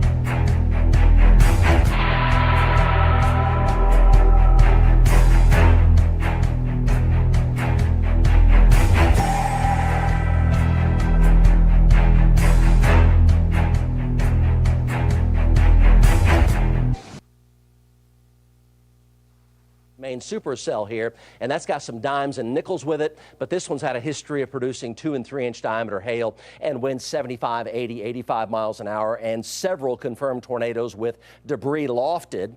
So it's just moving pretty much due eastward, maybe slightly south of due east, and there's Interstate 40 right there. And the edge of that hook now is actually grazing I-40 out there around Bridgeport. There's Canadian County, there's Okarche, El Reno, Calumet, and then from there, here's Oklahoma County, there's Piedmont, Edmond, The Village, War Acres, Bethany, downtown Oklahoma City. This is Waterloo Road right here. There's Interstate 35, and the motion is due east at about 28 miles per hour. There's your latest time for arrival, El Reno 9:32. So coming up in just a little bit less than an hour from right now, and then Yukon by about 9:50 to 9:55. Downtown at about 10:15 to 10:20, 10:25.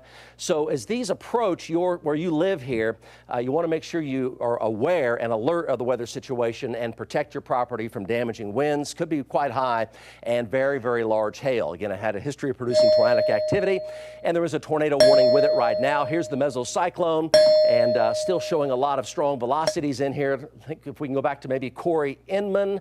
Corey is in Blaine County with an update here, tracking that eastward. Corey? Yeah, Mike, just coming into the west side of Watonga, got the camera pointed back in there. Not really able to make out anything except some lightning and some hail as we're shooting back through that core. So we're going to blast through Watonga here and get a little bit east, and then we should be able to come down to the north side of Calumet and be able to cut it off and get back out in front of it. So just looking back in there, Mike, just a tremendous amount of hail, a lot of heavy rain and cloud to ground lightning. So give us a few minutes. We'll be back in front of it and have you a shot. Corey, a lot of lightning with this, both in cloud and up in the Anvil, and also intense cloud to ground lightning. Yeah, that's one thing we've really noticed, and there's a cloud of ground light out in front of the storm. A lot of it still to our east here as we're coming into Watonga. So the main core and the mesocyclone back to the south, but the cloud of ground lightning extends well out to the east of the storm. Corey, thank you so much. Let's take a look at the view here from Northwest Highway. This is going to be up here near Penn Square Mall. So this is going to be our 50 pin cam. And this is really a telling story right here because as Aaron points the camera around kind of to the west, right? So this is to the west and to the northwest right here. So here's the blue sky to the south of that supercell right there. And then the lowering is going to be coming more and more into view because it's basically heading right for the camera, and it's situated basically right in here. So you see kind of a step down there, and then it goes into kind of darkness and haze. So the lowering has become more and more evident, and this is going to be the rain and hail right through here, the main core of it. So it's basically heading right for the camera here. This is northwest Oklahoma City at 50 Penn, and Aaron is turning the camera there to the west and to the northwest. Again, lots and lots of lightning, quite a bit of lightning coming out ahead of the storm, so we're going to have more and more of that going on in the metro here beginning right about now, and rumbles of thunder are going to be heard here pretty soon as well. Let's go back over to Max 2, and here's the broad view on the warnings. The blue is a severe thunderstorm watch, and we've had this one big supercell here that's produced multiple tornadoes and high velocity damaging winds and 2 to 3 inch common 2 to 3 inch diameter hail. The tornado warning is ongoing for southern Blaine County right up to the Cherokee truck stop right up there at Canadian County. This is Canadian County right here, and the motion is taking this just about due eastward. Here's Oklahoma County. There's Lake Hefner right there. There's downtown Oklahoma City and Edmond. So the tornado warning there in red. Notice there's one big supercell here and then a storm with hail and wind up there in Woods County, but that's really pretty much it. This one big storm here has produced all this hail and wind damage, and it's lofted tornado debris as well a couple of times, and it's moving due eastward at 28 miles an hour. You see the hail core there in the purple and white, so it's still got 2 and 3 inch diameter hail, and the hail core itself is really big. Over on Lynx 1, Aaron, we can show folks that hail track and the purple footprint that the hail track is laid down from this is expansive. So it's a really broad, big, damaging hail core, and the deeper the purple going to a very dark purple, the bigger the hail. And when you see that darker purple, that's every bit of 2.5 inch diameter hail, and wouldn't be impossible to get, additional 3 inch plus diameter hail with it. Has a really powerful updraft going on. And again, there's the shear detector showing the twisting of the wind. And consistently, you don't want to see the reds and the yellows in particular, because when they're doing that, that mesocyclone's spinning back up. So that went away, fortunately. There's still a little bit of red there by Bridgeport. So the mesocyclone's still strong, but as far as the real...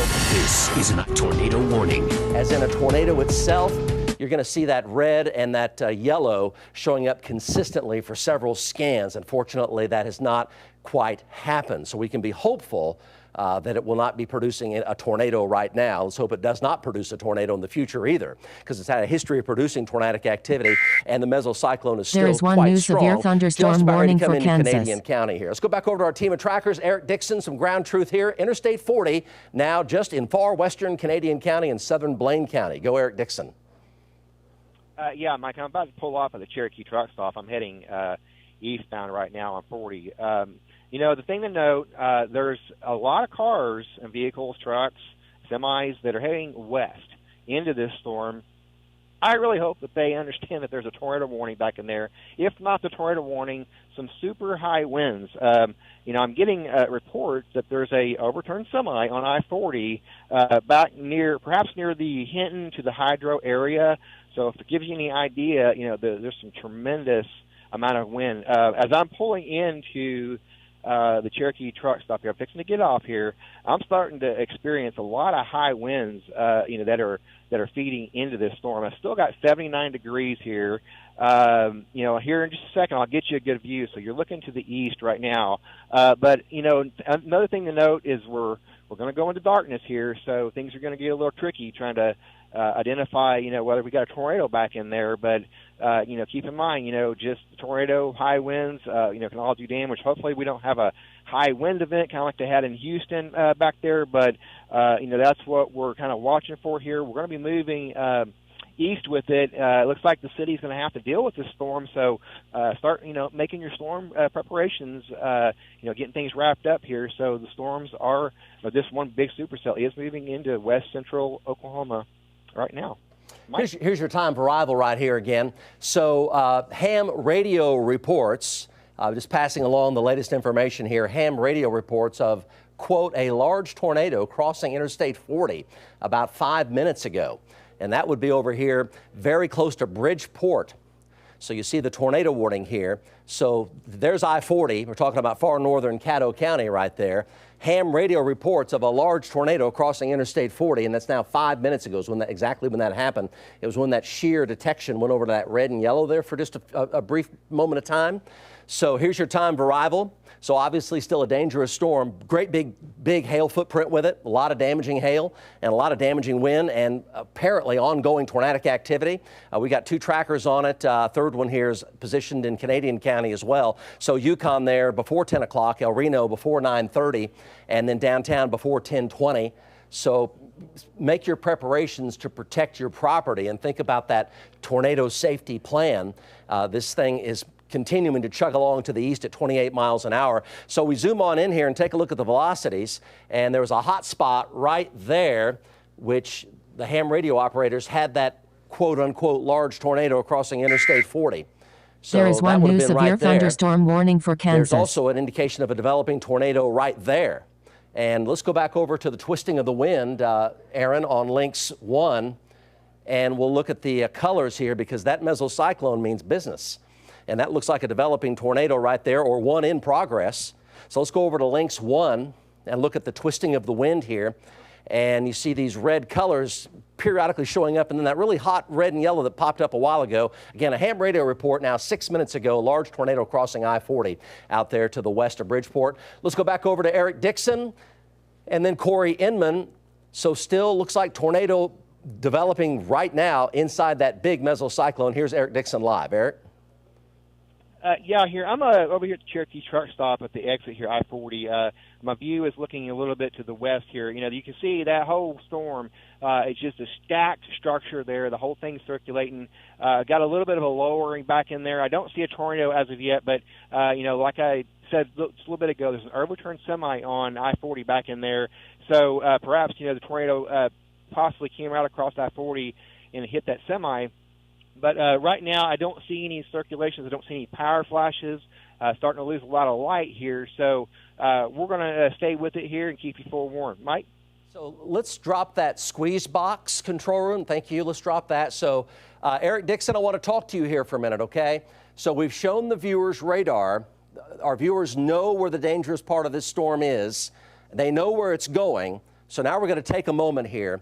You're looking to the west here on Interstate 40 right here. This is looking west, and Eric Dixon is looking right into the beef of that mesocyclone. You see a big inflow wedge here going into the mesocyclone. This whole thing's going up and spinning. So Eric Dixon to the west, looking down 40 right here, right down there at the tree base level, and also north of 40. North of 40, we show what appears to be a tornado vortex signature. I know it's incredibly dark back in there. You might iris up your camera just a bit. Let's talk about your view right here and what you see. There is one new severe thunderstorm warning for Oklahoma. There's not a lot of light in this area, but I don't see any tornado on the ground here. I'm fixing to kind of jog back a little bit to I-40 and see if I can get a little bit better view down the highway back there. But the whole sky, all the clouds, just one big broad rotation up there. And we're talking about it's going to come down and localize down there back in that rain-free base area back in there as it's probably looks like it's a little bit to the north of I-40 here. Probably Bridgeport area to the looks like the Hinton exit. So I'm right here at the Cherokee truck stop. As this thing is starting to move, kind of eastbound here with the I-40, kind of hugging I-40 just to the north. We still have a tornado warning on it right now, but again, my shot is looking a little bit to the northwest of the Cherokee truck stop here, right off I-40. Mike? Okay, so let's go back over to Max 2.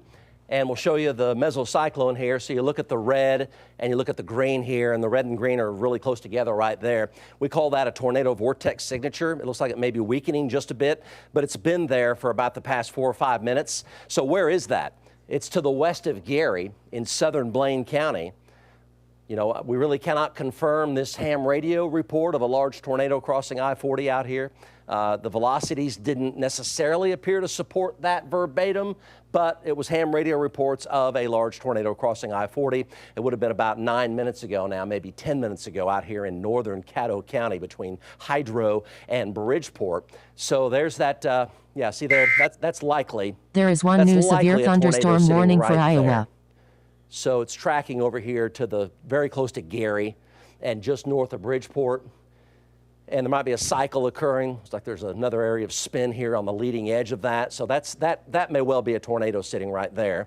That's why there's an ongoing tornado warning. So where is this? So it's due west of Calumet, and it's just almost due west of El Reno, and due west of Concho, and to the west-southwest of Okarche. From there, you're talking about it's due west of Piedmont moving east, and over here toward Bethany, War Acres, Deer Creek, Edmond, Lake Hefner, Mercy Hospital area. Let's go back to our Northwest Highway camera and take a look from Oklahoma City back at it. So more features are becoming more evident here. You can see some inflow here down low now, feeding right up into the mesocyclone. And this is looking basically due west from 50 Penn.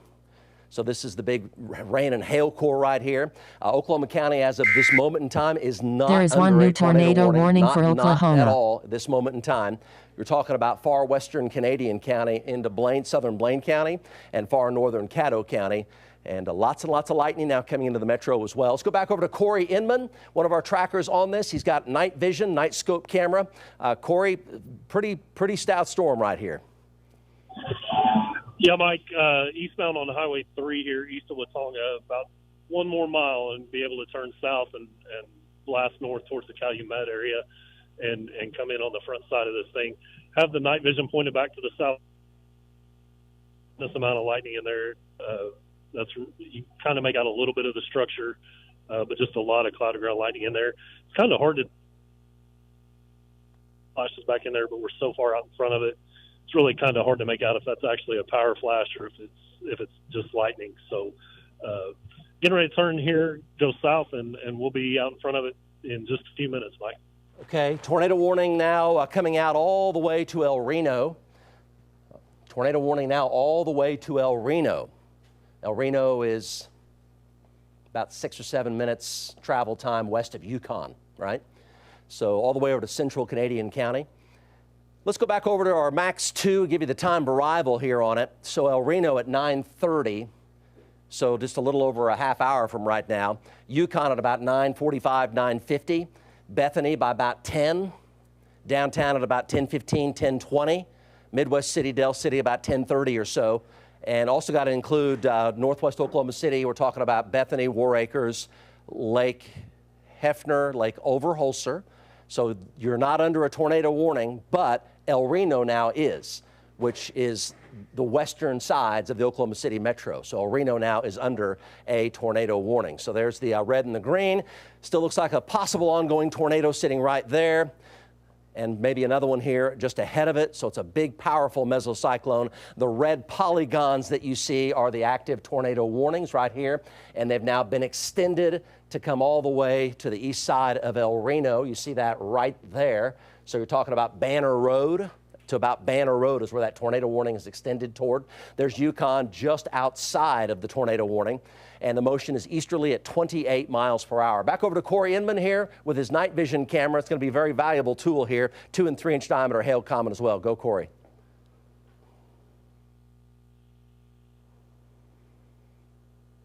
So Corey now is positioned where he's basically looking at the mesocyclone. He's got his night vision on, as you can see. Sun now just about ready to set. It's very dark outside here in Oklahoma City. This storm is now basically blocking all the sunlight, what's left of it, coming into the metro. So very, very dark outside here in Oklahoma City. Would not recommend any travel westbound on I-40 at all out here in the Canadian County. Go, Corey Inman, live. Go. Dixon and Eric, let's talk to you. Yeah, Mike, I know the view isn't very great. It's not a lot of light out here, but I'm looking north from the Cherokee truck stop right now towards Gary. I've got a little bit of a lowering back there. You know, there's not a lot of lightning just to lighten this up here, but it looks like I may be starting to see a little bit of a power flash back in there, just kind of a constant flicker back in there. It is a possible tornado. I'm starting to see what does look like power flashes back in there towards the Gary area. I hope it's not. I hope it's just lightning, but it's starting to make me think that we've got some power flashes going on back in there. I'm going to pull up just a little bit more here. I'm looking just almost north to the north east here.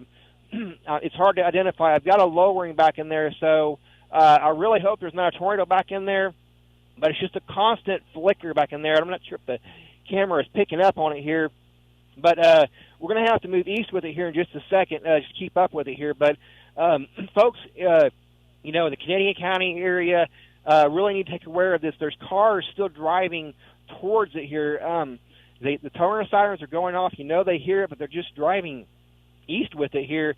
I'm sorry, to the north. So, you know, get these people off the road here. You know, it's going to be a dire situation. We could have a tornado in the dark back in there, possibly rain wrapped. I'm starting to see some flickering back in there. So it's not a confirmed tornado back in there, but I am seeing some flickering. It looks like some possible power flashes back in there. So yes, I'm going to move east with it here in just a second. So what Eric is saying right there, let's go over to link to Max 2. And we believe there's a tornado on the ground right here. And if he thinks he sees power flashes, I think he thinks he knows what he sees, and that's what that is. That is likely a tornado. So it's just to the north of I-40 by about 2.5 miles, not very far. And it's trying to lean a little more to the right toward the Cherokee truck stop. Bridgeport here, Gary, tornado precautions 100%. That is a tornado right there. Let's go over to Corey Inman. Eric Dixon thinks quite certainly he sees power flashes. I would not argue with that at all. Corey, tell us what you got. This is a tornado warning. Yeah, Mike, I'm southbound from Highway 3, headed down towards the Calumet area. Got the night vision back in there.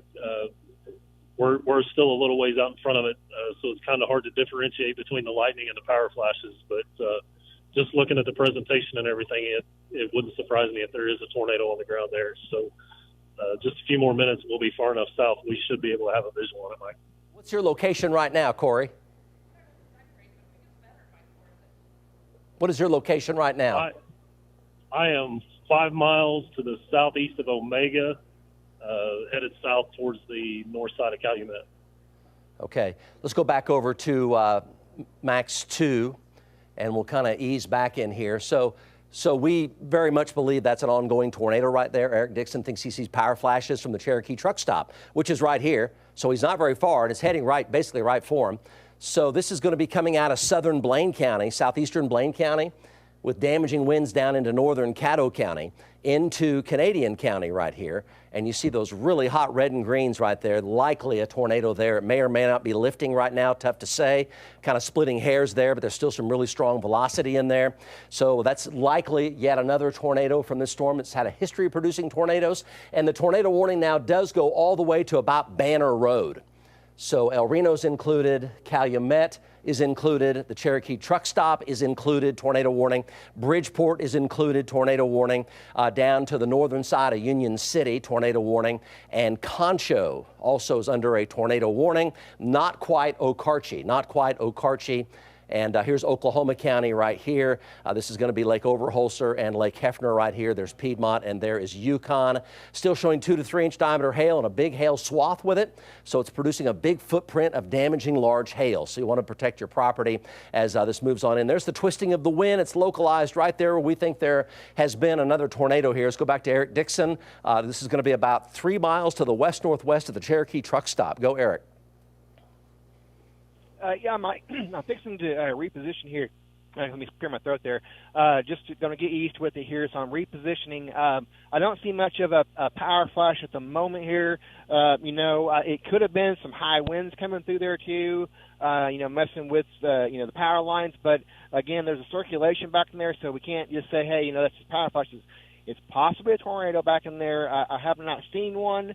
But, all the indications that it very possibly could be some high winds back in there. So I'm going to hop back on I-40 over towards the Calumet exit, maybe perhaps a little bit east of there, just kind of keeping an eye on it as it kind of tries to move through the North Metro here. But folks in the North Metro really need to take aware that this developing situation here, start wrapping up what you got to do and be prepared to start taking tornado precautions if this thing comes into the North City.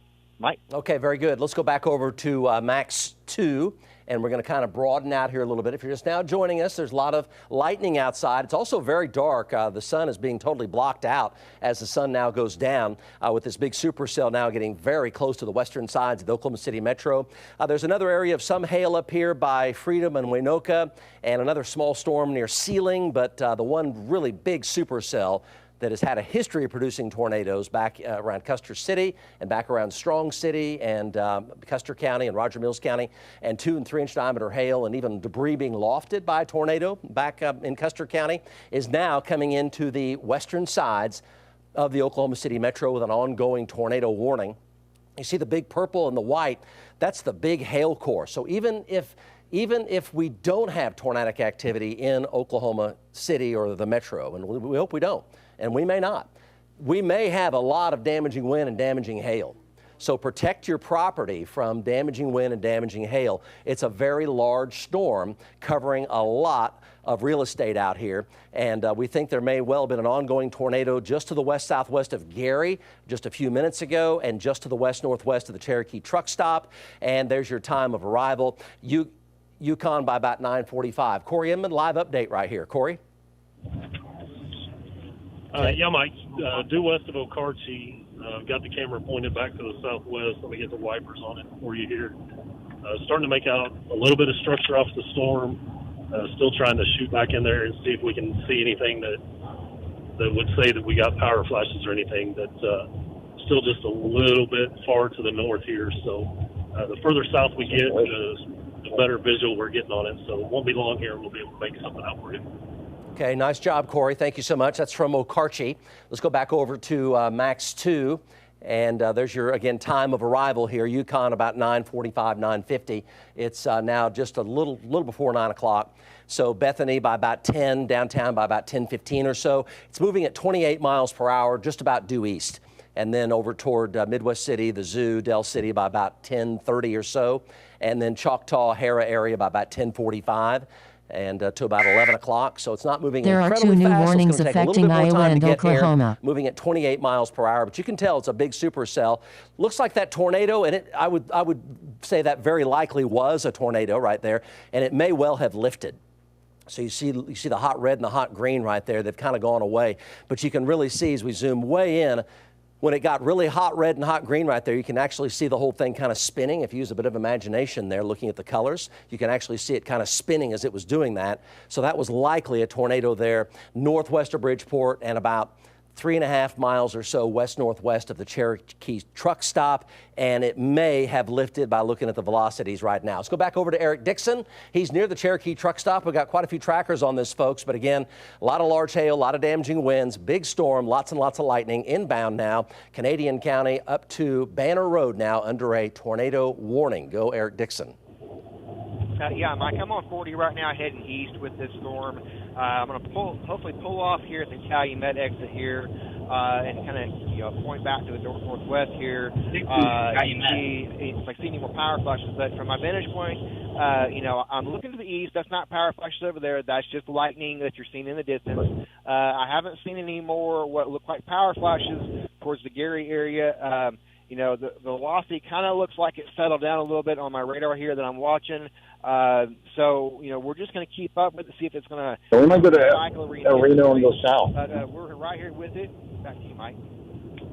You just heard John Slater right there, one of our team of trackers out there. He's out in Canadian County. We're going to check in with John here momentarily. Let's go to Lynx, though, and take a look. Aaron was just making a very good observation, and the fact the lightning rates in the storm are rapidly coming down. And there are several computer models that say this storm weakens considerably as it comes toward the Interstate 35 corridor.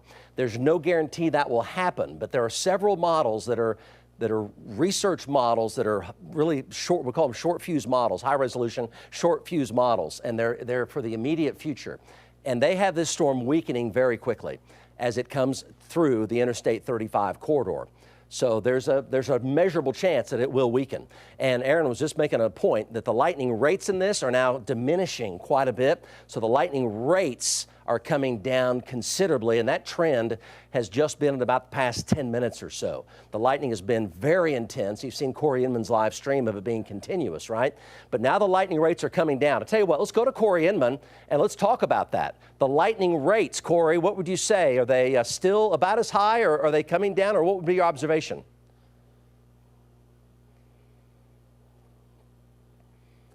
And we were showing you cloud-to-ground strokes. The intercloud lightning and the cloud-to-cloud lightning may still be quite high, but we're showing you the cloud-to-ground strokes, and those are diminishing. Corey Inman, go. Yeah, Mike, just west of Okarche, looking back in there, visually, it's pretty much stayed on par. Haven't noticed much of a change in the lightning strikes. We're trying to slide east here to stay ahead of the hail core, get over to 81, but looking back in there, you can see a little bit of the structure on the leading edge, a little bit of a tail cloud feeding in there that you're able to make out with the night vision. But just a constant flash still back in there, Mike. Okay, let's go over to Eric Dixon, also right here, eyes out in the field here, tracking it. He's been tracking it all the way out from Roger Mills County. He's out near the Cherokee truck stop here with an update here. Eric? Yeah, Mike, I just pulled off I-40 here, Calumet exit here, so here momentarily I'll get you a shot up to the north here. Don't have much light out here, so the camera's having a hard time kind of picking up on it here. I'm trying to see if I see any current lowerings back in there. As far as the lightning bolts, I've lost a lot of the lightning bolts. Just got a constant flicker in the sky. Even earlier, I didn't have a lot of lightning bolts, even when it was intense back, but, a lot of constant flicker. I haven't seen any more power flashes here. But the thing to note, this thing is it's possibly going to weaken. There's a lot of energy that's left up there, a lot of, colder air that's going to come down to the surface. And, we could have a gust out, some high winds that we got to deal with if this storm starts to collapse on us here. So we're going to pay attention to that as it moves east towards the city. But we're right here with it at the Calumet exit. Mike. Okay, so we talked about John Slater. I think he's getting out right in Canadian County right now. We'll check in with him momentarily. Let's go back over to Max 2 and just show you where this is and what the latest trends are. So you still see all the purple and the white. That's still the really big. This is a tornado warning. 3-inch diameter hail with it. The big hail right now coming into Calumet. It looks like the mesocyclone is cycling. The one that produced the tornado back here to the west, it looks like it's weakened, and it looks like a new cycle on the mesocyclone is forming basically on Interstate 40 now, on Interstate 40. So that's a heads up for Eric Dixon, and there should be nobody out here on I-40 at all. And there's a lot of big hail here with it and a lot of damaging winds with it as well. So the new mesocyclone appears to be cycling on Interstate 40. So in other words, it's made a jump to the east and to the southeast. So that's going to be more El Reno, Yukon into West Oklahoma City around Hurricane Harbor and the State Fairgrounds and all in down through there. Northwest 39th Expressway, Route 66, for example. Let's go back over to Eric Dixon here on I-40. Go, Eric. Yeah, Mike, I'm right here with the storm. I'm going to turn the camera to the west and try to grab a little bit of that light just to kind of off the horizon there. Still having a little trouble with some lightning trying to help my shot there, but I don't see any lowerings back there. And, I am watching that radar here. I do see a cycle directly right over I-40 here. It's probably about 4 or 5 miles to the, west of me, which would put it, just really close to about where the river bridge is, if you know where that's at, the Hinton exit, just a little bit to the, right on top of it, just a little bit to the east of it. But the camera is pointing just due west at this storm right now. I do not see any lowering back in there. There's not a lot of cloud to ground lightning to help me out back there. I don't see any power flashes. Of course, we're kind of in a recycling mode here. We want to hope that this thing is going to, start to cycle down a little bit. Looks like we got a lot of intense hail up in the Calumet area, but we still have a lot of vehicles in the area that are, that are around and about. I hope they know there's a tornado warning. I hope they know that there's possibly high winds and some damaging hail in the area. So people need to start wrapping up what they're doing and get home, get to safety as this storm approaches West Metro. Back to you, Mike. Might be able to go to John Slater now, possibly with an update here from the western sides of the Oklahoma City Metro. John, are you with us?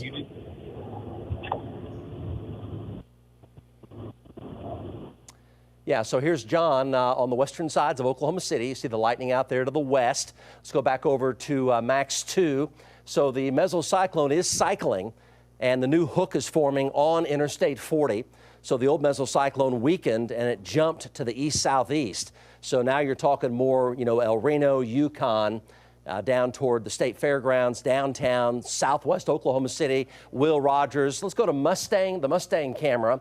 Mustang camera has a view here looking to the west and to the northwest on the Mustang camera. And of course, see, there's the stadium right there, and you're looking basically right at it. Aaron's turning the camera a bit more to the northwest, looking right into the core, the big damaging wind, damaging hail core right there. Notice all the anvil sparks coming off, a lot of anvil lightning there, a lot of in-cloud lightning. The cloud-to-ground lightning has diminished, which sometimes can indicate a weakening trend. However, there's still an ongoing tornado warning, and that's what the most important point to make is, and still producing some 2- and 3-inch diameter hail. Let's go back over to Corey Inman with an update. Corey, again, the mesocyclone now is on I-40 to the west of El Reno. It's cycled and jumped a little more to the east-southeast. Yeah. Hang on a second, Mike. I'm gonna have to catch my breath. Almost hit 2 steers there in the middle of this county road. We are just coming into the south side of Okarche, going to get over here on 81 and blast south.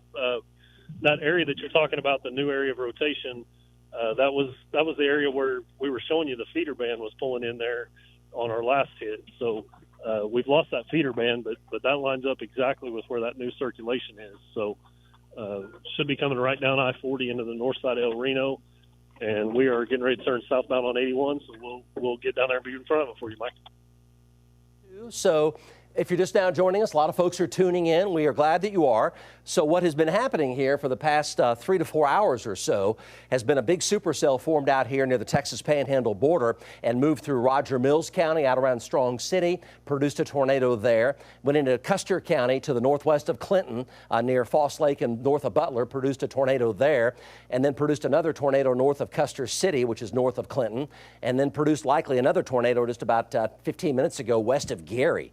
So we have an ongoing tornado warning here coming all the way to Banner Road, and Banner Road is in Canadian County, so El Reno tornado warning, North Union City tornado warning, Okarche's just outside of the tornado warning, it's to the south, Calumet tornado warning, and the hook has cycled now and is more on I-40 right there to the west of El Reno, moving almost due east, maybe slightly to the south of due east. And there is your time of arrival. El Reno coming up in just about 20 minutes from right now, 15, 20 minutes. After that, we're talking about around 9:45, 9:50 in Yukon, down the downtown area, anywhere around downtown. Will Rogers there by about 10 to 10:15. Bethany War Acres, 10:10 or so, 10:05. And then from there, Choctaw, Midwest City, Del City, around that 10:30 to 10:40 time frame. And so we're really focused here on a lot of the central and the central southern sides of Oklahoma City proper for the big hail, the damaging winds, and potentially tornadic activity, although some of the short-range models do weaken this storm in the next 1 hour or so from right now. And the fact the lightning rates, cloud-to-ground lightning rates have come down often indicates a weakening trend. With that being said, this is still a strong mesocyclone right here. You can see the motion here on it. There's El Reno. So the motion here is taking it down toward Union City, right? Union City and then down toward Mustang. So there's Will Rogers, the FAA. There's Bethany and War Acres. This will be Hurricane Harbor and the State Fair Complex right there. There's downtown Oklahoma City. And you can see that hot red and hot green. Definitely turning more to the right or to the east-southeast. John Slater is out here in West Oklahoma City looking right at it. John, what do you think?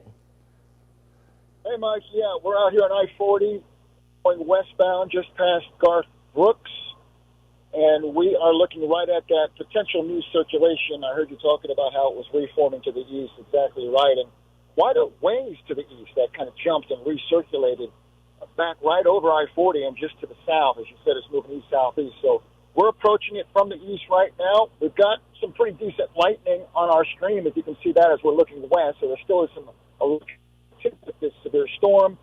The new circulation doesn't look quite as, well, spinning as that other one. It looks more linear on radar to me, but we're ahead of it. We'll probably end up dropping a little bit south and tracking it east-southeast into the metro area. We're reporting live out here to the west. Mike, back to you. Okay, John, thank you so much. Over to Max 2. John mentioned, he said it looks more linear. So what he's talking about is the fact that the hook, you see the hook there, is more of a straight line. So the word linear means line, and it's a straight line instead of like a scorpion tail, right? That's coming up and going in, showing a real like a sink drain type effect.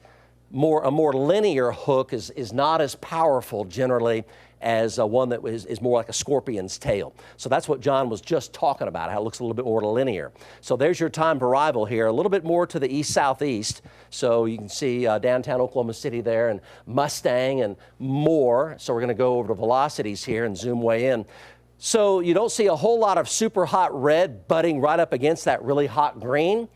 And the fact that the hook is more linear, this is more of a damaging wind type situation here than, at least this very moment, a tornado situation. But if that hot red were to wrap into that hot green, that would be a tornado. But right now that's not happening. It's more of a damaging wind type of situation here. But you can see as we walk the map over, you can see that red and green there, and you can see where all you folks live here in the South Metro, for example, down into Cleveland County. I'll walk it over here a little bit more. So there's Moore and Valley Brook and the Crossroads Mall area and Newcastle right there, Newcastle there. There's Tuttle, there's Minco, there's Union City, and there's Mustang. So that red would have to go slam into that green. Really hot color. And right now it's not doing that, and the hook is more of a line instead of like a scorpion's tail. So that's more of a damaging wind type setup. What you look for is to see any little scorpion tail feature start to show up down there, and it can happen really, really fast. It did it earlier this evening a couple of times, but definitely a hook here, but not quite that spin, that tight spin we had as much earlier. Let's go to Eric Dixon here, looking at this really point-blank range right here, Eric. Tell us about that cloud-to-ground lightning. Is it going up or is it going down? Hey, Mike, it seems like we're kind of holding it a little bit, perhaps a little bit of uptick, as that linear circulation is starting to kind of redevelop here. It looks like it's kind of making a beeline right for Union City, so I'm going to hop off I-40 here at 81, go down south, get on 152, get in front of it here. But I'm not seeing any lowerings in my rearview mirror. There is one new severe thunderstorm warning for Kansas. The lightning is just slightly increasing here. It's still mainly just cloud to cloud. But again, it is It is starting to kind of redevelop, re-intensify. The mesocyclone is starting to come back up, but currently, we're there kind is of one in a new linear severe state. thunderstorm warning for Oklahoma. There and, start to connect those red and greens, but we are watching it real closely. I'm in El Reno and drop south 81 to Union City and head east with it. Mike? Corey Inman, he's now on the north side of El Reno, so he can actually see. He can see right there where that hook is. To the south of I-40. He's got his night vision on, as you can see. So he's on the north side of El Reno. Lots and lots of lightning there. Corey, go. Yeah, Mike, just north of El Reno on 81, and we're shooting back in that direction. You can see just a constant flash of lightning back in there. We're having to punch through the north side of the core here as it moves into the north side of El Reno, crosses 81. But just looking back in there, don't see anything that would say power flash or anything like that. Just a tremendous amount of cloud ground lightning. A lot of heavy rain on 81 from El Reno up to Arparchi, getting ready to look like what's getting ready to slide into some hail here. So biggest hail we experienced so far has been $50. So folks north of El Reno, El Reno up to Arparchi can expect $50 size hail as this thing slides across 81. So we're just about into El Reno, Mike, and we'll be able to have an even better view of the Hook area. Okay, let's go over to Max 2, and we're going to give you a broader overview here. A lot of folks are just now tuning in. So we have a tornado warning out here from Banner Road in Canadian County westward, and that would include all the way down to Union City. It includes El Reno, Concho area, and everybody along Interstate 40. From Banner Road through El Reno and to the west of El Reno. And hailstorms are picking up in northwest Oklahoma.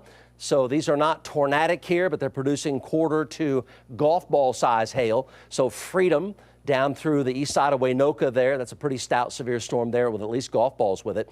And these are definitely on the uptick here, the upswing. So large and damaging hail becoming more widespread for you folks in northwest Oklahoma. So here's the big supercell. Again, you see the Hook. The Hook now trying to do a little bit more of a scorpion tail look. It was a straight line or linear, and now it's trying to actually make a bit of a curl and swing up like a scorpion's tail. That's what you don't want to see. The latest scan definitely is doing that. You see that right there, no doubt about it. So we'll go to the velocities here. After there is one new severe thunderstorm warning for Kansas. There's the big hail. The purple and the white is the 2-inch to locally 2.5-inch diameter hail, so lots of tennis balls. Corey Inman at $50. So El Reno coming up here in the next few minutes, next 15 minutes or so, 10 minutes.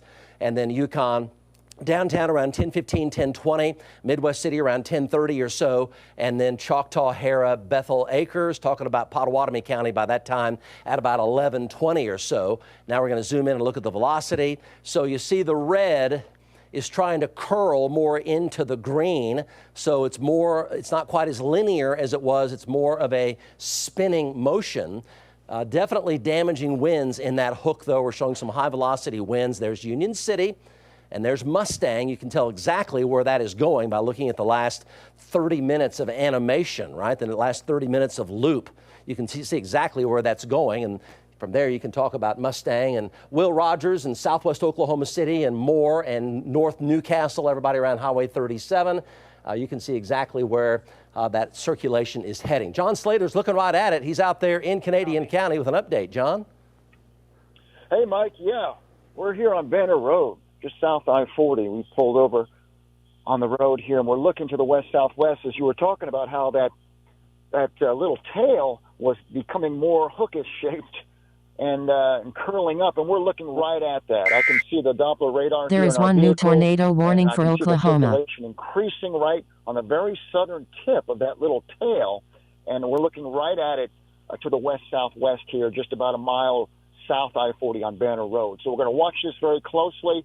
We're going to follow it as it comes east into the metro area. We may jog south just a mile or two until we can get another road off to the east, or we'll take I-40 back to the east. But we're following it right now. Tornado warning continues in effect. Right now, it doesn't look like there's a tornado on the ground, but, these things can spin up really quickly.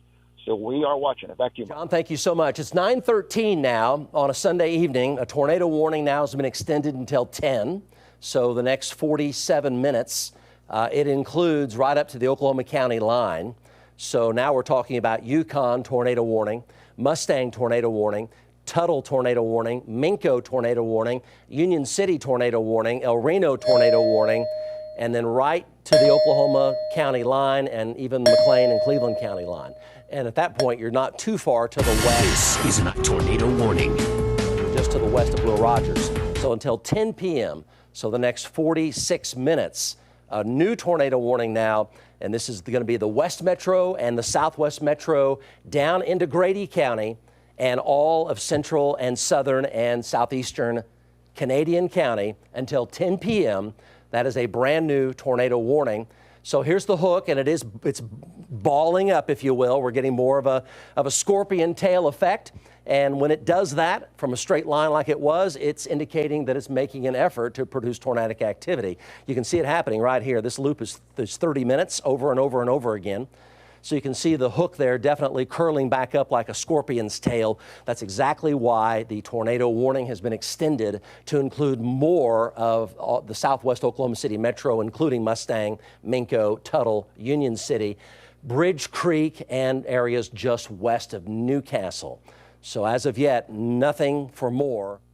Like it was, it's indicating that it's making an effort to produce tornadic activity.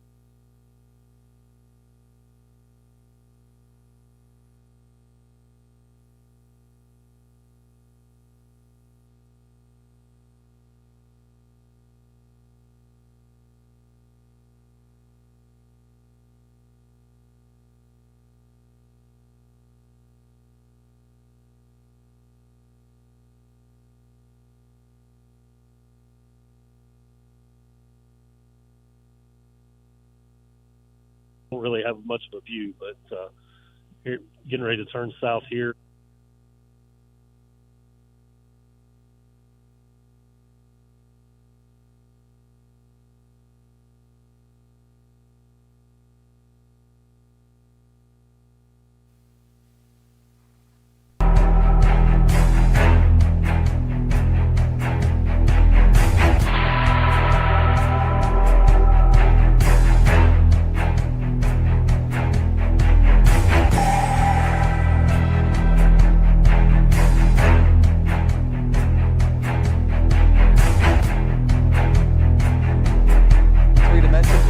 take this back here to kind of a top-down look. There's a radar presentation for you.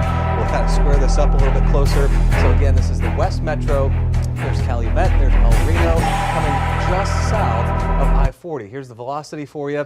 And again, you can see quite a punch of air right here. This is air moving from west to east, and on the backside we've had some hints that's trying to kind of wrap back up. Let's go over to the Mustang camera right now and take a look, because you can see here's Mustang right here. Here's the circulation approaching Union City, tornado precautions in Union City, and there's just tons of lightning. Every now and then we've gotten a lightning flash right here where you can actually see the striations, or the bands, you can see right there, of the supercell. So the whole thing is spinning up, and you can see it quite clearly right there from our Mustang camera. This is looking off to the west, the storm coming basically right toward Mustang and toward the Union City area. Let's go back to Lynx here and take a look at, again, the velocity, the spin right here. Quite a punch of air coming into Union City. This is all going to be 60, 70, 75 mile per hour wind punching in, and that's going to try to wrap this up south of El Reno and Highway 81 to possibly try to form something out there. Do we have John Slater with us? Meteorologist John Slater is out there. Let's go over to him.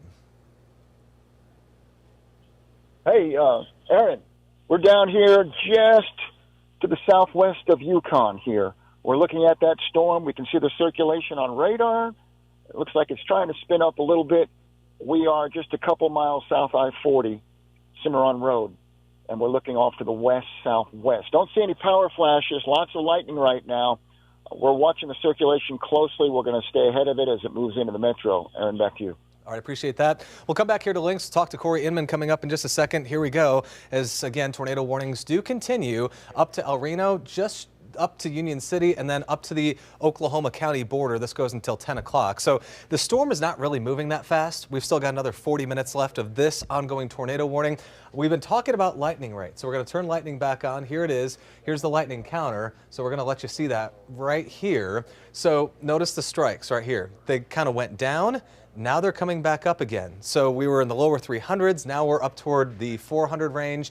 And the positive strikes, that's important, because positive strikes, you get a lot more of those with a healthy supercell. So that has come up. We're watching that very closely. So the lightning rate's actually coming back up after temporarily going down. And you can see that right here. Split screen, left-hand side of your screen. That's Mustang right there. And the lightning flash is coming up quite a bit.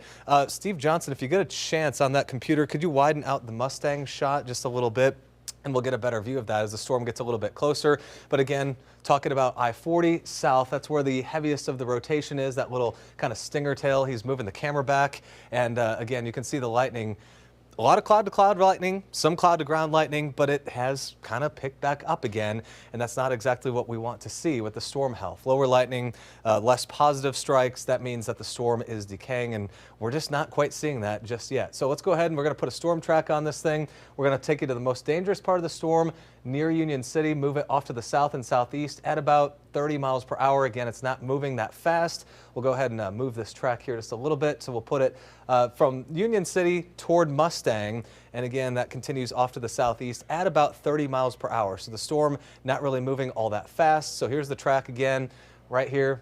That's the ball that we're watching real closely, 30 miles per hour. So Union City by about 9:36. So give it about 10 minutes from now, and that will continue to come a little bit farther off to the south. So again, still tornado warning does continue Canadian County up into the Oklahoma County line until 10 o'clock. That's not the only storm that we're watching here. Of course, that's the strongest that we have in the state. We go farther off to the north and west, and this is northwestern Oklahoma. We want to keep you folks aware of what's going on. So up in Woods County, near Alva, severe thunderstorm warning right here.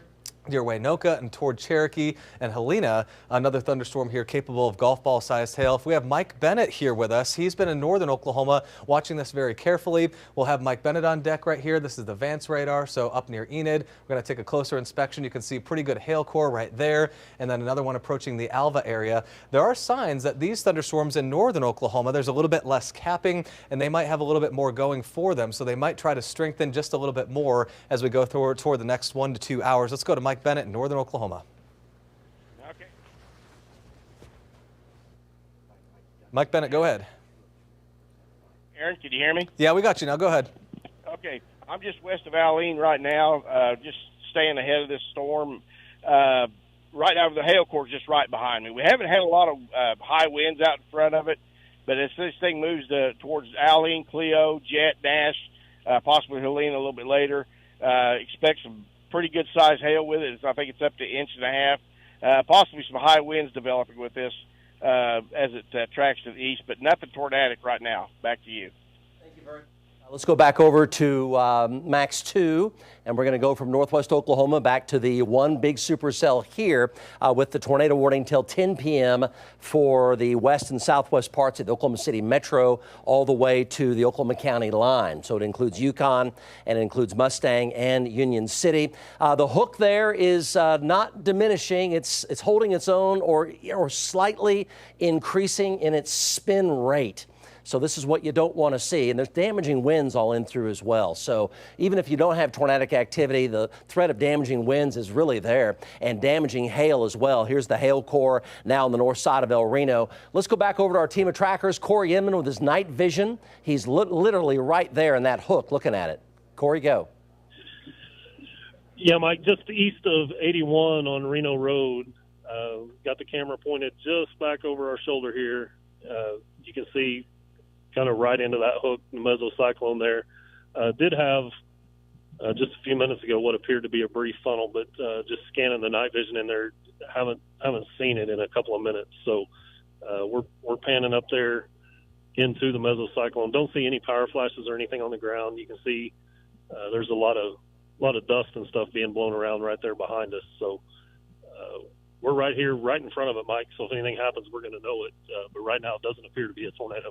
Okay, so Corey, you just holler, okay? With that night vision right there, you just holler. If you see a power flash or anything like that, you just holler. He had a brief funnel cloud there. We would tend to agree with what he just said looking at radar. Look at the Mustang camera right here. This is going to be at the stadium, right there at the Broncos Stadium.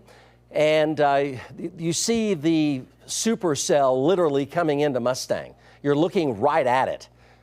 There's a lot of features right there in the lightning. You can see a big, giant inflow tail right here coming in right there. This is all inflow. This whole updraft right here is spinning like a top right here, and that's where the hook is located, right in through here. It looks like a spaceship. So look at what we call this structure. Look at the structure in this. Really amazing to see what's going on in the atmosphere right now. If you look at that visually, it looks like a spaceship in the atmosphere. And it's pulling in a lot of really warm and humid air from the southeast. Big inflow tail right there, right into that rotating updraft. That's an amazing view right there from Broncos Stadium over there in Mustang. Let's go back over to Corey Inman. Again, tornado warning ongoing, Union City. Mustang, tornado warning. Here's his night vision camera. So Corey, no power flashes. Is that true? No, haven't seen any power flashes. Just pulled over there to take a step out of the truck and kind of look around. Don't see anything that looks like a funnel or a tornado, and we haven't had any power flashes at all. So it's right here behind us. So if it does do it, Mike, we're gonna be able to pick it up here with the night vision. But right now, no funnel, no tornado, and haven't seen any power flashes. Go back over to that Mustang camera again. So tornado warning in Mustang. So everybody in Mustang should be exercising their tornado safety precautions. And Union City, tornado warning as well. And then on down toward the river into northern Grady County, near and north of Bridge Creek, tornado warning. Heads up for you folks in Newcastle, the I-44 corridor in southwest Oklahoma City, heads up for you. Highway 37 corridor going into Moore. Heads up for you. Not a tornado warning technically yet. However, it does come right over to the Oklahoma County line just west of Moore, not too far. West of the River Bridge there on I-44, that's where the tornado warning ends, and that tornado warning in effect for 32 more minutes until 10 p.m. Let's go back over to Max 2 and look at the hook and everything, and we'll take a look at how this is evolving. And there's the middle of the hook right there. Corey Inman was just showing that to you. So it's right there on the northern side of Union City. This is all the big hail in through here, still 2 and 2.5 inch diameter hail, pretty common. So there's Mustang. You can see exactly where it's tracking. Mustang, there's Tuttle, there's Minco, northern Grady County. This is southwest Oklahoma City right here, the airport right here, Valley Brook, Crossroads Mall, downtown, over through Hurricane Harbor, Lake Overholser right here, Yukon's right here. So the big hail now, central North El Reno heading into Yukon. And there is a broader view showing Oklahoma County. You can see exactly where that supercell is tracking. Again, that scorpion-looking tail, the stinger tail, that is the hook, and that is the rotation that's still quite strong. And right now, we don't believe there's a tornado on the ground, but a tornado warning is in effect. And there's your time of arrival. So you're talking about that Midwest City, Del City, Moore area by about 10:25 or so, 10:20. 10:25 downtown at about 10:10 to 10:15.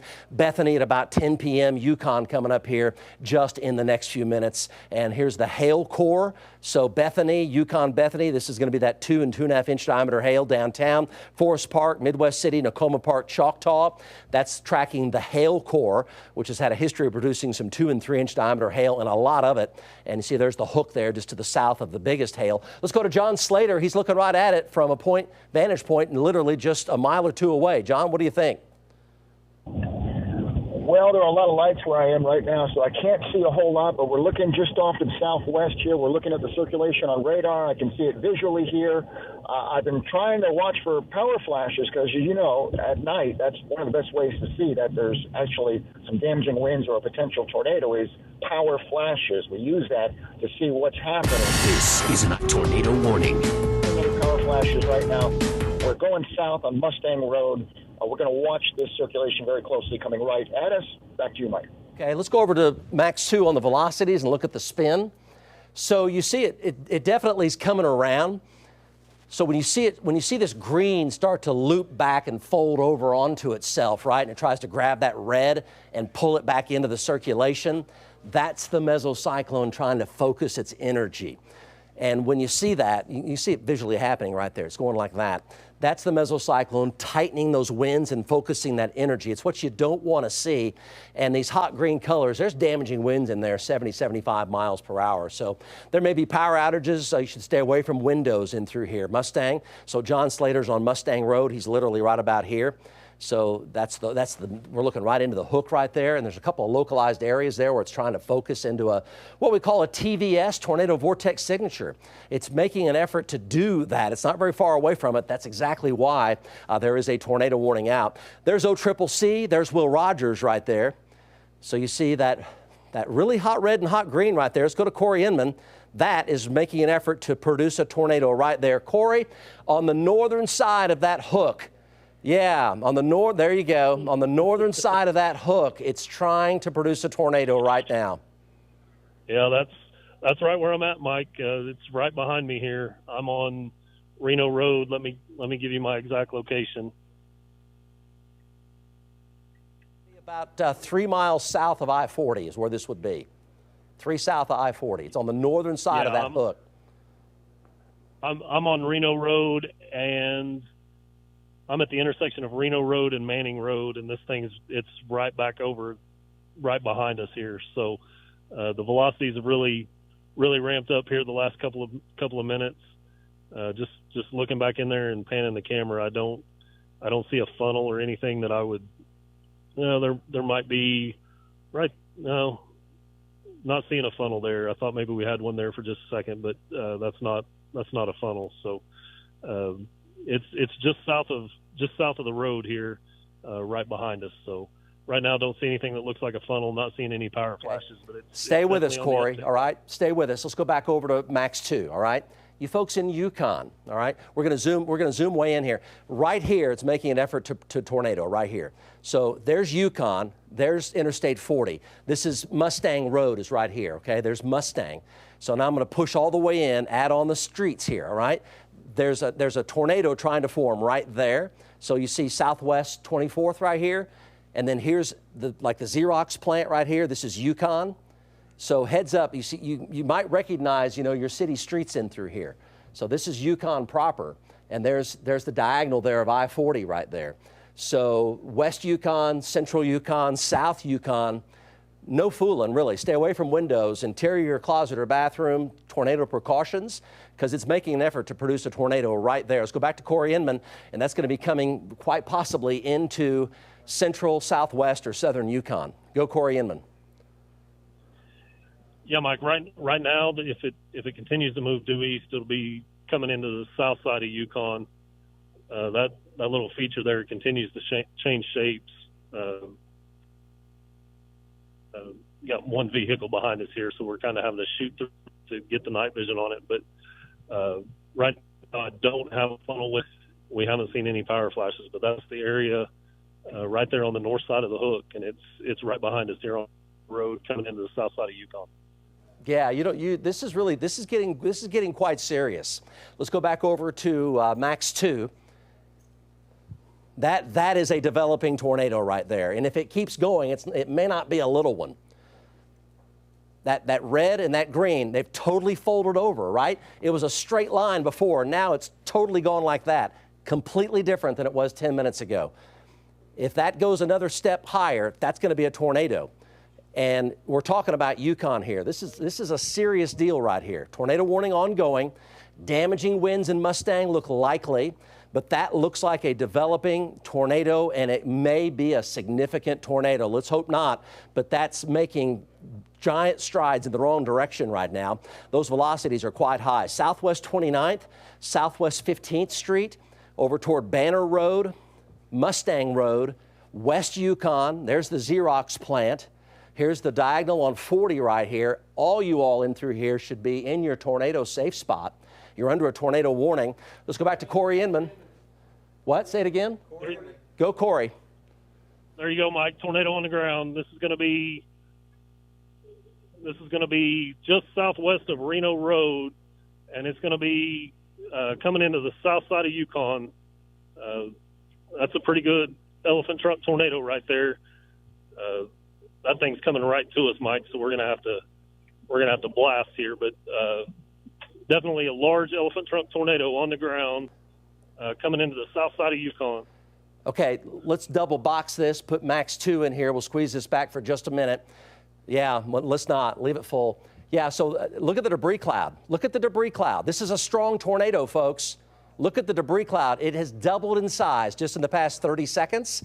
This is coming into southwest and south Yukon. Everybody in Yukon should be in their tornado safe spot. Look at that debris cloud getting much, much larger. Go, Corey Inman. Yukon, this is dangerous. Yep, yeah, Mike. Still on the ground right behind us here. Just trying to blast east so that we don't get run over here. Large debris cloud at the base of it. This is coming in. This is maybe a mile from the southwest side of Yukon. We're going to get obscured here by some trees, but tornado continues on the ground. Tremendous amount of inflow blowing into it. So doesn't show any signs of weakening right now. There is one new severe thunderstorm warning for Oklahoma. Frisco Road, Cimarron Road, Frisco Road, Cemetery Road, Check Hall Road, Mustang Road, Southwest. This is a tornado warning. Reno, Southwest 15th, the Kilpatrick Spur. Everybody down through there, the Kilpatrick Spur. Get in the safest place you know. That's a decent-sized tornado with a big digging debris cloud on it. That's a serious tornado. Go, Corey Inman. Yeah, Mike. Still continues on the ground here, just behind us. It's getting ready to cross the road here, so you can see it right there, just to the south of the road. Large stovepipe tornado. There is one new tornado warning for Kansas. Because of the lights there with the night vision, but it's getting ready to cross the road, so we're going to have a series of power flashes here as it crosses the road. Let me give you my exact location. I'm 5 miles to the west-southwest of Yukon. I'm at the intersection of Cimarron Road and Reno Road, and the tornado is on the ground directly behind us. Just to the south of Reno Road. Just to the south of Reno Road. So you're talking Cimarron Road, Reno, Southwest 15th, Northwest 10th, Frisco Road, Cemetery Road, Check Hall Road, Central and West Yukon, South Yukon, the Kilpatrick Spur, the Xerox plant, I-44 diagonal, I-40 diagonal rather, and going right through Yukon. Everybody in Yukon, tornado safe spot. You can see the tornado clearly on velocity. And it is basically moving due eastward now. So everybody in Yukon, it's now 3.5 to 4 miles due west on Reno Road on the western fringes of Yukon, drifting to the east. On the ground right now, large debris cloud, damaging tornado. Go, Corey Inman. Okay, Mike, it's crossed Reno Road. We had power flashes as it crossed Reno Road there.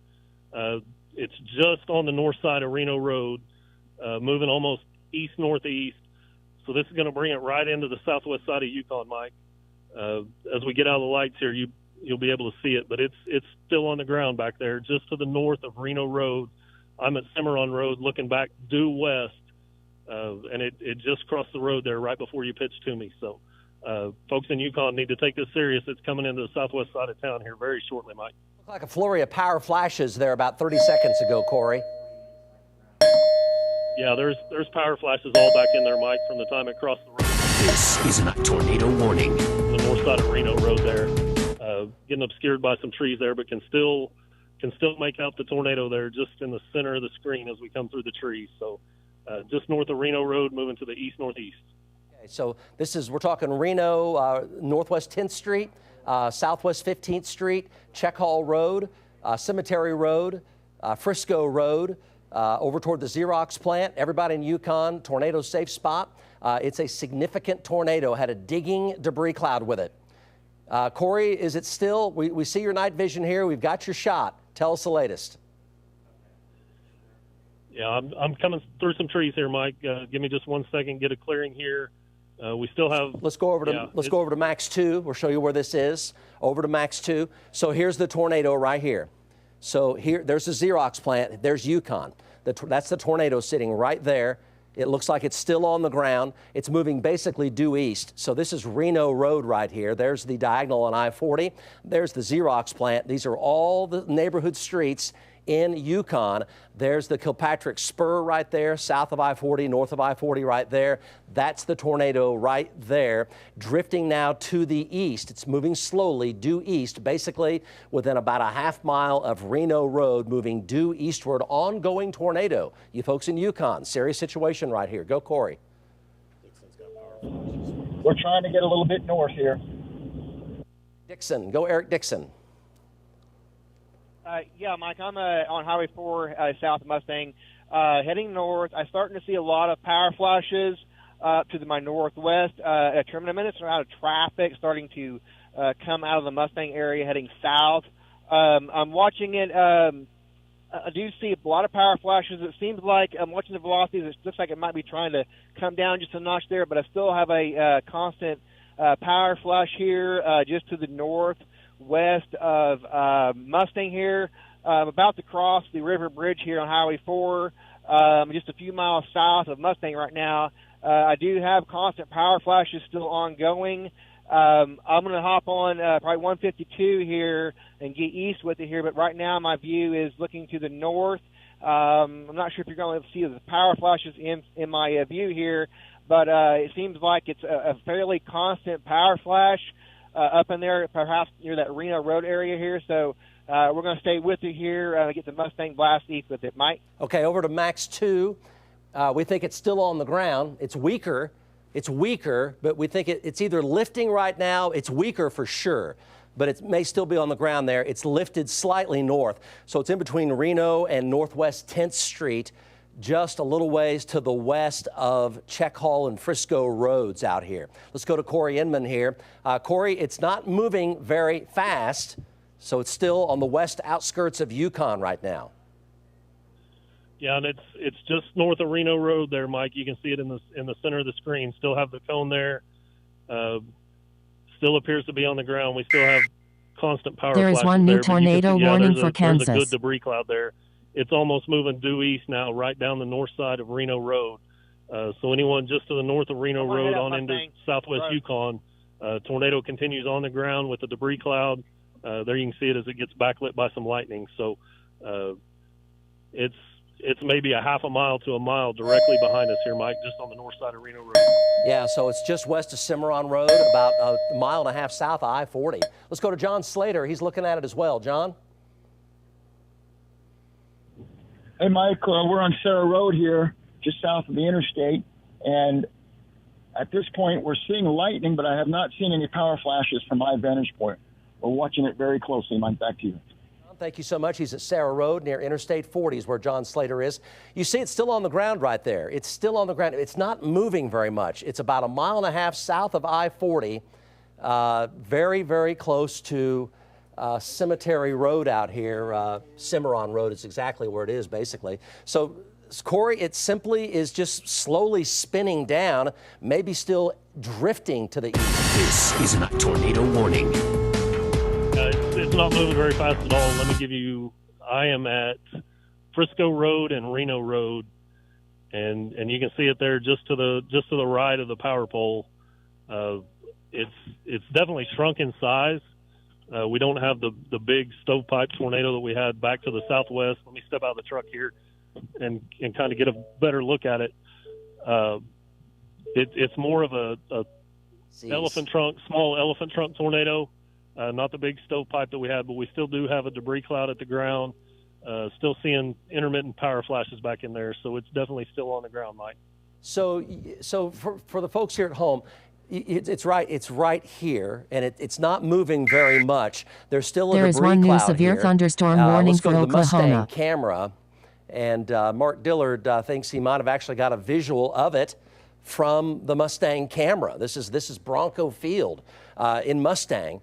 It's just to right there. So it's just to the northwest of Mustang, and it's sitting right in through there. So you can actually see it from Mustang, looking up to the northwest. And it's right now about 3 miles due west of Yukon, not moving very much. Let's go back over to Corey Inman. Ongoing tornado warning continues. Everybody in Yukon should stay in their safe spot. Mustang, you may have damaging winds coming very close to you. Go, Corey. Yeah, Mike, still here at Frisco Road and Reno Road, looking back to the northwest. I've got some lights moving in here, so I haven't kind of losing our shot here. Let's go over to Max 3. Aaron Brackett just pulled up the debris detector, and look at the debris. Look at the debris that's being lofted. So that's the tornado. That's the debris cloud right there. See that? So it looks like a big donut hole. That's the debris cloud that you're seeing from Corey Inman's live stream. And you can also kind of get a feel for there is the one motion new severe of that thunderstorm cloud. warning for Notice Kansas. It's not moving very much, and it has lifted slightly more northward. We're talking about a slow northward drift to it. But that's the debris cloud, the debris being lofted. And you add on the neighborhood city streets right here, you can see it's just to the south of I-40 by about 1.5 miles. The debris cloud was more pronounced about 5 minutes ago when you saw that big debris cloud being dug up from the tornado. That's when it was a really hot debris ball, but it's still there for sure. There's no doubt about it. There's still debris floating around with that vortex still in contact with the ground. Again, there are your streets. There's I-40 right here. This is the far western sides of Yukon right here. Let's go back to Corey Inman with an update here. Corey, still have a debris ball and what we call a correlation coefficient there showing lofted debris. Yeah, Mike, I'm eastbound on Reno Road. It's kind of slid to the north there. Had a bunch of rain and everything wrapping around it here on the south end. Looks like it may be trying to occlude to the north, which is going to bring it up into the southwest and the west sides of Yukon. But I've lost visual on it here as we've had a bunch of rain and the rain's just kind of wrapped around the mesocyclone as it occluded to the north. Okay, so we would agree, we think that it's either lifted or it is lifting right now. And that's really good news. Let's go to the velocities here and take a look. The tornado warning continues. Go over to Max 2, and you'll see that it's right here, and we're losing the red and the green altogether. So it's basically dying right now. There's also another circulation over here north of Union City and south of El Reno that we have to watch very carefully. There's a secondary circulation back there, but it looks very much like the tornado is either dead or is literally dying right now. That's good news. It's not moving very fast at all, located about 3 miles due west of Yukon right there. Let's go over to Corey Inman there with an update. Corey, any power flashes in the past few minutes? Haven't seen any power flashes back there, Mike, but like I said, we've had so much rain wrap in here around the south side of it that we've kind of been obscured on what we can see up there to the north. But just visually, as it wrapped up and it kind of shot to the north, kind of going through the occlusion process. So it's hard to really see back in there and see if we've got anything on the ground. Trying to get through the hills here and the trees, but right now can't confirm anything still on the ground. Okay, let's go to There Eric is one Dixon new severe here thunderstorm and see if we get warning for cross-confirmation on Kansas. that. Eric, tell us your vantage point. Hey, Mike, I'm at 29th Street, Mustang Road here, South Yukon. I'm looking to the northwest here. I do not see any power flashes in the area. It does look like it's trying to, loosen up there. It's starting to wind down a little bit. Maybe you've had just a brief little power flash back in there, so perhaps, we still got a little bit of a tiny tornado back in there. So, again, I'm at 29th Street, Mustang Road, looking to the northwest here. We're following it. It looks like the velocity's coming down on it here, but we're watching it closely. I do not see a funnel on the ground, but I may have just had a brief power flash, probably some high winds back in there left over, but we're watching it. Back to you, Mike. Okay, so we're gonna back out here and kind of take an overall look at the storm here. Let's go to Max 2. And the storm itself is weakening. There's just no doubt about that. The hail core isn't near what it was, and the hail isn't nearly as big. So it's amazing to think that what you just saw live, right, a dramatic tornado there that was quite strong, we think now has lifted, and the supercell itself is going through some type of rapid de-intensification phase. So this is really good news. Notice the hook has just about totally gone away altogether. We'll look at the velocities, and that's where the tornado was. Everything got really hot, produced the tornado. It likely is gone. There's no indication of any tornado there at all. That secondary circulation also has weakened north of Union City. So the trend right here, there are the city streets, there's the Xerox plant, there's I-40.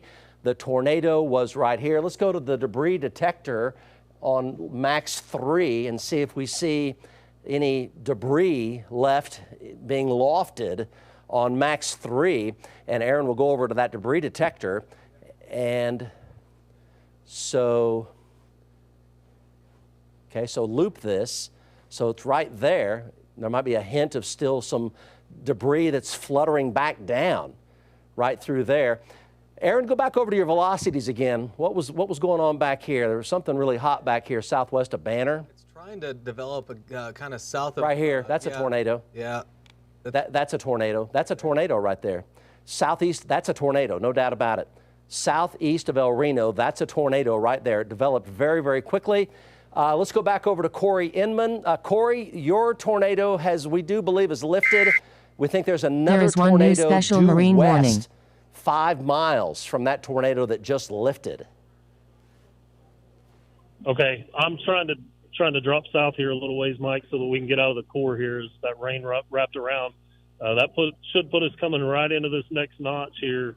That's just to the west, going to pass to the northwest of the Mustang area. So we break through here, we should be right here out the window once we get through these trees here. So give us just a few seconds and we'll be down here and have a better view of it. Okay, so let's go back over to Max 3 and take a look on 3. So that's the tornado that you just saw live, and it's gone. It's not there anymore. Here's a little tornado right here that formed. It's actually looping back to the west. It developed, and now it's looping back to the west. So it's going to be just to the east of Highway 81, about halfway between El Reno and Union City. But that's a tornado for sure. It's not a very big one, but it's a small tornado, but it's looping back to the west.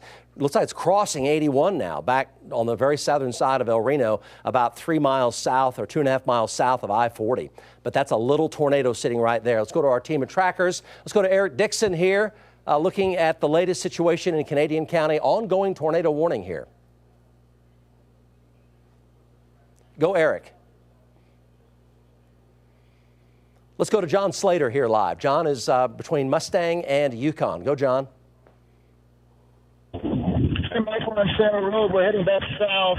First circulation that produced that tornado looks like it was leaking, like you were talking about. And we are trying to position ourselves back ahead of the one. Oh, it did? By El Reno, the one farther back to the west. So we're going south right now.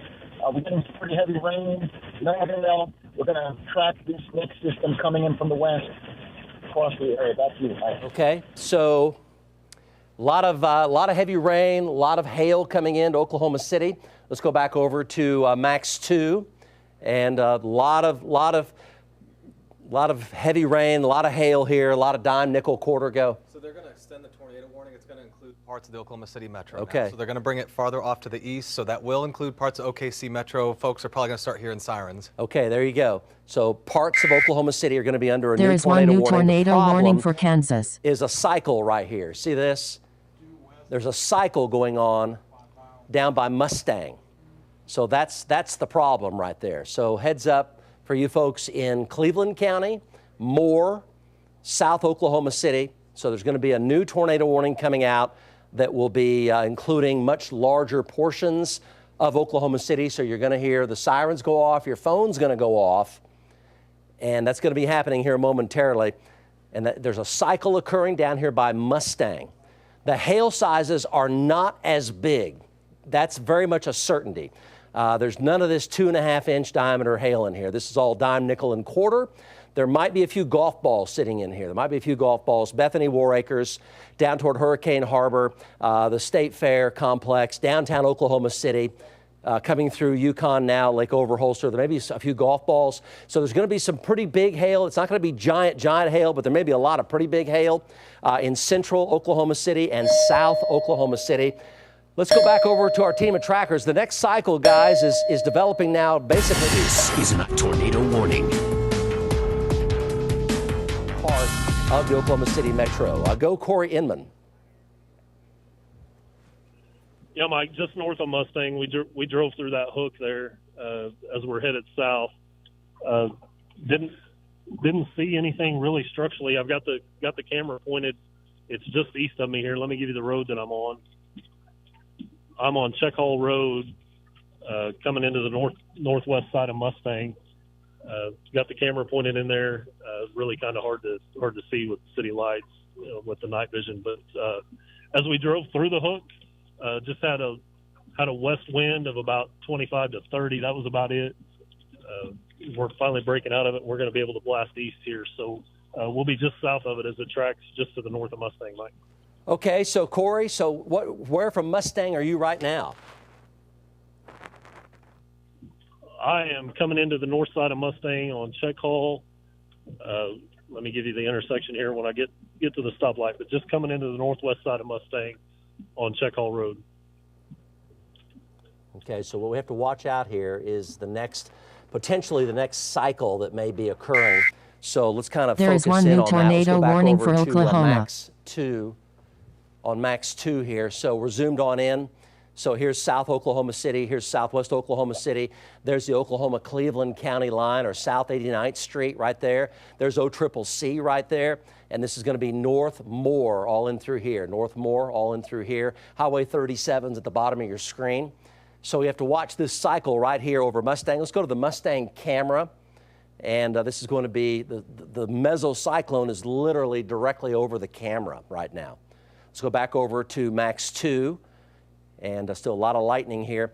So we got to watch this cycle here that may try to develop. You see a little bit of a hook there starting to form. And here's the brand new tornado warning. You see this? So Moore, right? Cleveland County, Moore, Southwest Oklahoma City, tornado warning, all the way down to North Norman, all the way down about Indian Hill Road, Valley Brook, Crossroads Mall, South Oklahoma City, Southwest Oklahoma City, I-40, tornado warning here, all the way up to about the zoo, tornado warning. And it's this next cycle right here that's developing that the reason why there's a new tornado warning. Again, it's doing the same thing it did before. It's green in a straight line. You don't want to see this red start to fold over onto the green like it did just a short while ago, but that's an ongoing new tornado warning right there, including a pretty big portion of central and south Oklahoma City and Moore and North Norman. Go Corey Inman. Yeah, Mike, on 152 coming through Mustang, I've got the camera pointed in that direction. Not making out anything right now that looks like a funnel or a tornado, but like you were saying, this is kind of what it did back to the south of El Reno, southwest of Yukon, and then it just spun up real quick, and we had that decent-sized tornado there southwest of Yukon. So just looking at the velocity scans, they continue to increase. So we may be looking at another redevelopment here just to the northeast of Mustang, Mike. Okay, very good. Aaron, take it here for a minute, and I'll get a drink of water here real fast. Yeah, for sure. just continuing to watch this, getting reports in, kind of going over the reports here. Sirens are sounding in Moore and seeing reports of a tornado just west of Will Rogers Airport, trying to confirm if that's on the ground right now, or we're definitely seeing that circulation on radar. There is one new severe thunderstorm warning for Kansas. Near Mustang right now. Let's go ahead and go over to John Slater right now. John Slater, go ahead. Hey, Aaron. Yep, we're in the southwest metro right now, southwest side of Oklahoma City. We are going eastbound. We were at Council and southwest 29th. We're going east from there, trying to stay ahead of this system. This new circulation that's developing just off to our west-southwest, looking at Doppler, it looks like it is getting a little bit better organized. So it's, again... In the country reassured Iranians, saying that there would be no disruption to state affairs. Earlier, the national broadcaster stopped all regular programming to show prayers being held for race.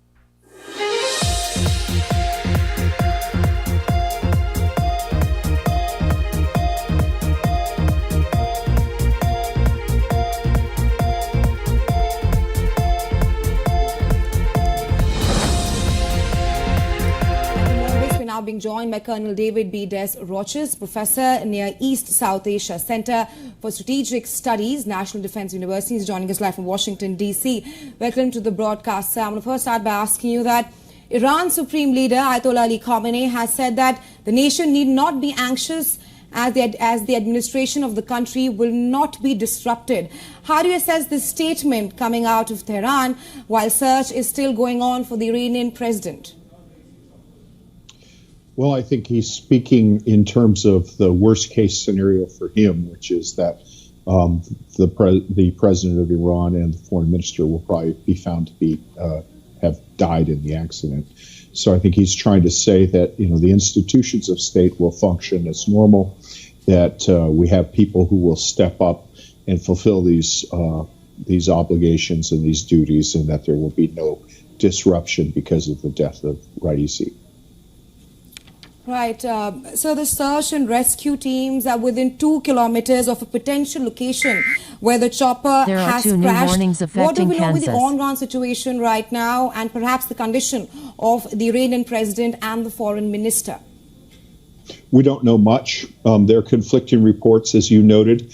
There had been reports that some survivors had made radio contact or cell phone contact. There are other reports that say it's impossible to have cell phone contact in that region. I think that it's safe to say, though, that in rugged terrain, if a helicopter has a forced landing, usually there's some significant damage there. And because it is so cold and remote, the longer that these guys are out there, the greater the chances are that, if they have not died on impact, that they'll succumb to either blood loss or shock or exposure as a result of the trauma they've had and then the isolation to the elements. So we don't know much, but the longer this is taking, the less chance there is that they'll have survivors from the crash. Right, Colonel Roches, countries around the world are offering help from Turkey to EU. The mapping system has also been activated. This is a tornado warning. Per accident. What will other nations be looking out for at the moment, especially the West? I think the main concern is if Iran seems to feel that, this had been caused by an outside power, they might feel compelled to take some offensive military action, either directly or using their proxy network in Yemen, Lebanon, Syria, or Iraq. So I think that's a concern. The other concern I think they'll be looking for is to see just what the nature is of the succession to Raisi. Raisi is often spoken of as a possible supreme leader himself to replace Khamenei. Now that he might be out of the picture, the Revolutionary Guard, which is the strongest political player in Iran and has taken over about 40% of the Iranian economy, they will probably, they won't just sit back. They're going to inject themselves in the process of getting another heir apparent to ensure that their interests are protected. So there's the possibility of political turmoil, but that'll be more long term. I also want to touch upon how bad weather has been cited as the cause of the crash, and that is further complicating the rescue efforts. You mentioned of the rugged terrain there where the chopper has been crashed. Talk to us about the risks of flying a helicopter in such an adverse weather conditions. The chopper used was the American Bell helicopter in use. Also touch upon the condition of the 3 convoy of helicopters. 2 of them have returned back safely, but the one carrying the Iranian president and the foreign minister is missing. Yeah, good question. So I've actually flown in the Bell 212, and it's used widely around the world. It's a very reliable helicopter that has served many countries for decades. It's currently used, for example, by the Sheriff's Department in San Diego, Fire and Rescue. The fact that you had 3 helicopters, one goes missing, and the other 2 are unable to report where that happened indicates just how bad the weather was. They were probably not in visual contact with each other. And I think you have a strong possibility that when you're in fog, it's easy for pilots to become disoriented. It's easy to get momentarily lost. And over rugged terrain, the risk is that you can fly into something, a mountain or a wire, typically. The other problem you have is of mechanical difficulties. The 212 has 2 engines, so it's less likely to have a complete mechanical failure. But if you have a failure of the hydraulics, which turn the rotor blade, then the helicopter loses its power. And unlike an airplane, which can glide without power for a certain degree, a helicopter just goes down. It goes into an auto rotation mechanism where it goes straight down, and the body of the helicopter spins around, usually at a pretty high speed. And that landing for an auto rotation, sometimes it's successful, but on rugged terrain, you have a great chance of destroying the helicopter and injuring the people within it. So this is a very difficult thing to do, and it's very, very probable that, as a matter of fact, I would think it's prohibitively probable that this was an accident that just happened to have a very high-profile victim in it.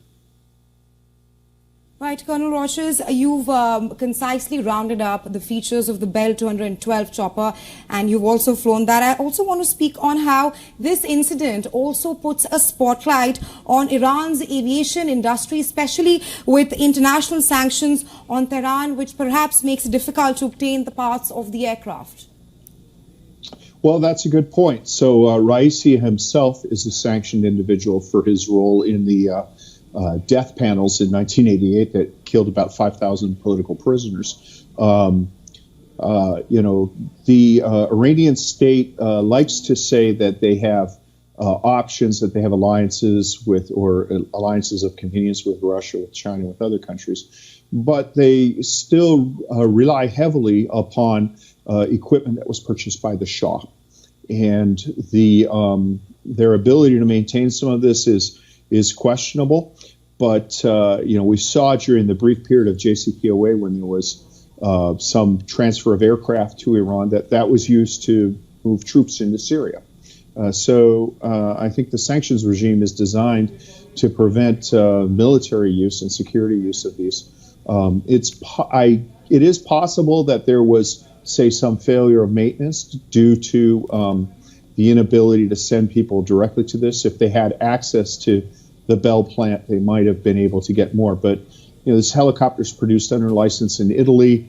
It's a very common type of helicopter, and there's no shortage of people around the world who know how to maintain it and how to build on it. So I'm not sure if sanctions is that big of a contributory factor. I think weather is more likely to explain it. Right, Colonel Roches, thank you so much for taking our time and joining us here on WION with your insights on this fateful incident. Downtown, the zoo now heading into Spencer and Jones, Midwest City here soon, Del Air and Del City here very soon. But there's a definite hook right there with an ongoing tornado warning. We'll zoom on in here, and it's going to be coming pretty much down 240. So either side of 240 by about 3 miles is really the red line, center line danger zone.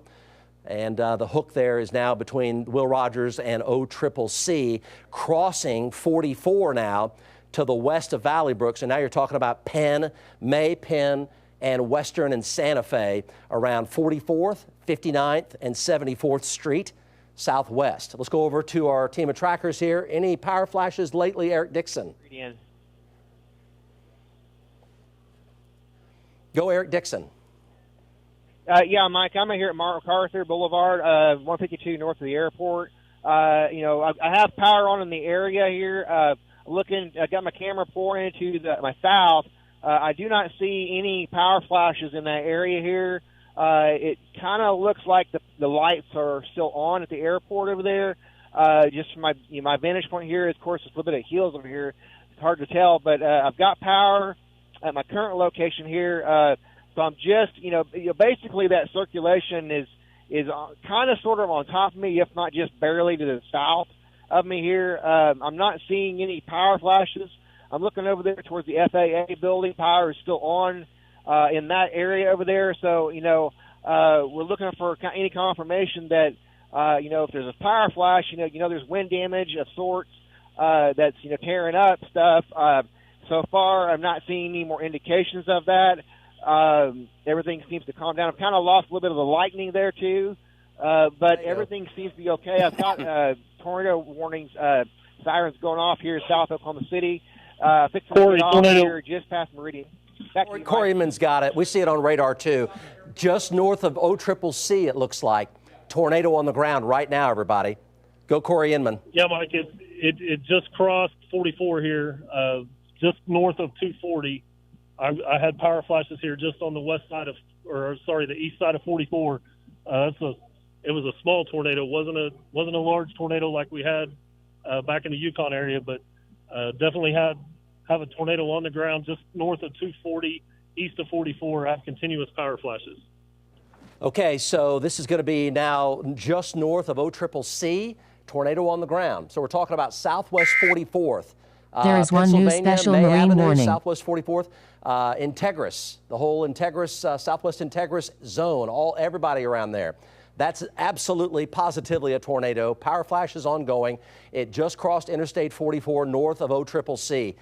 Moving eastbound, everybody. So 240 and near and north of 240 in particular is the red line, center line danger zone. You got to be in your safe spot, away from windows. There's a lot of wrapping rain. Don't go out and look at it. Go in interior closet or bathroom, storm cellar or basement, the safest place you know. Closets can be very, very safe. Bathrooms can be very, very safe.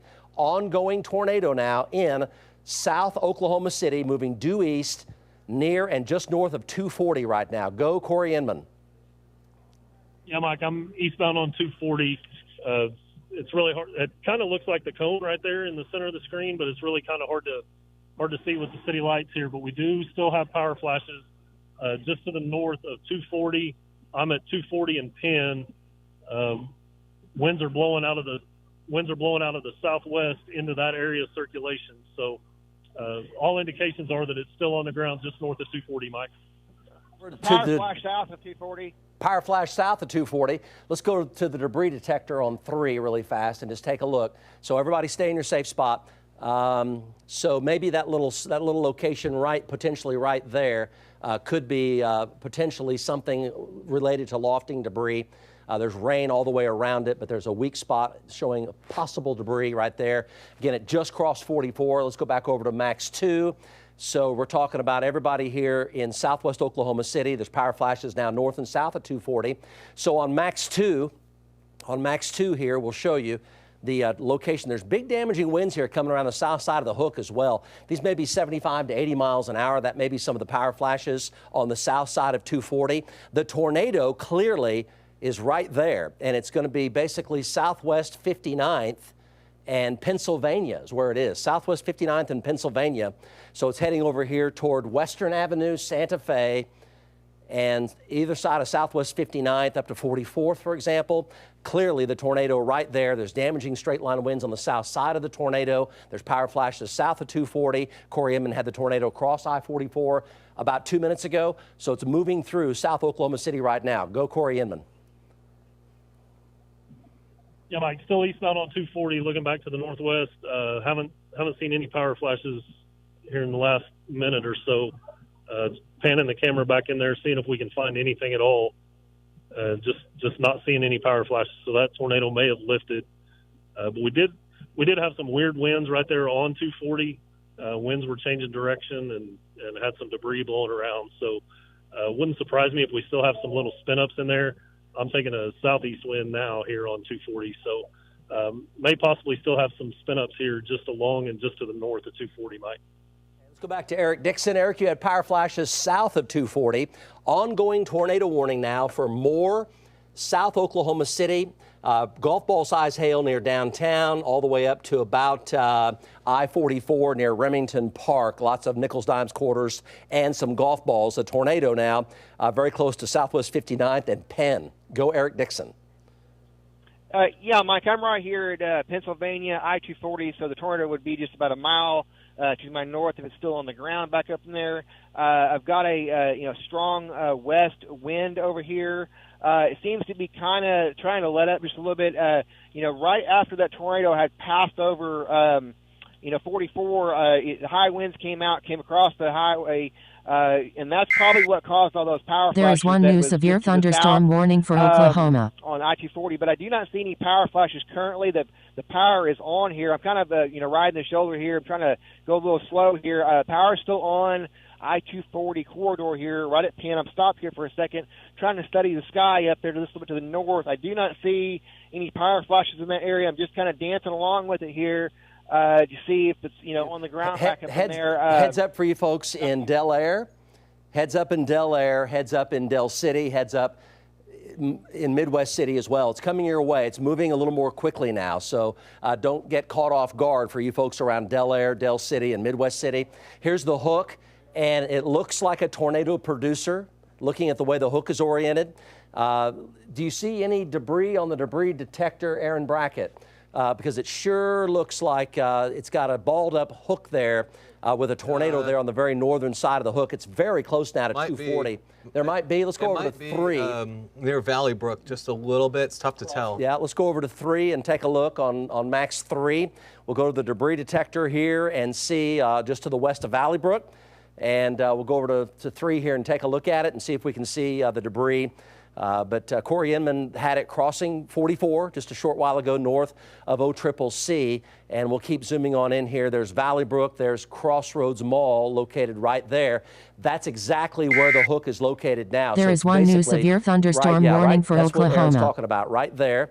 Literally a couple blocks north of 240 is where it is. It might even be on 240 now at the I-35 junction.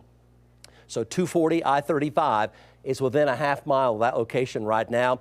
That may be a little debris patch right there.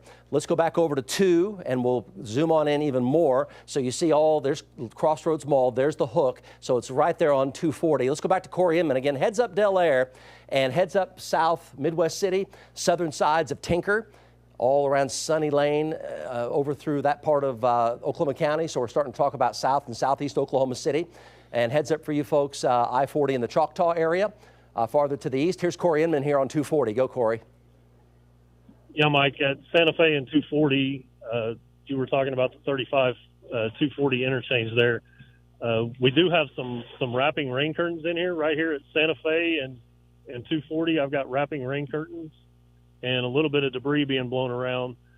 Don't have any power flashes, just some wrapping rain curtains here.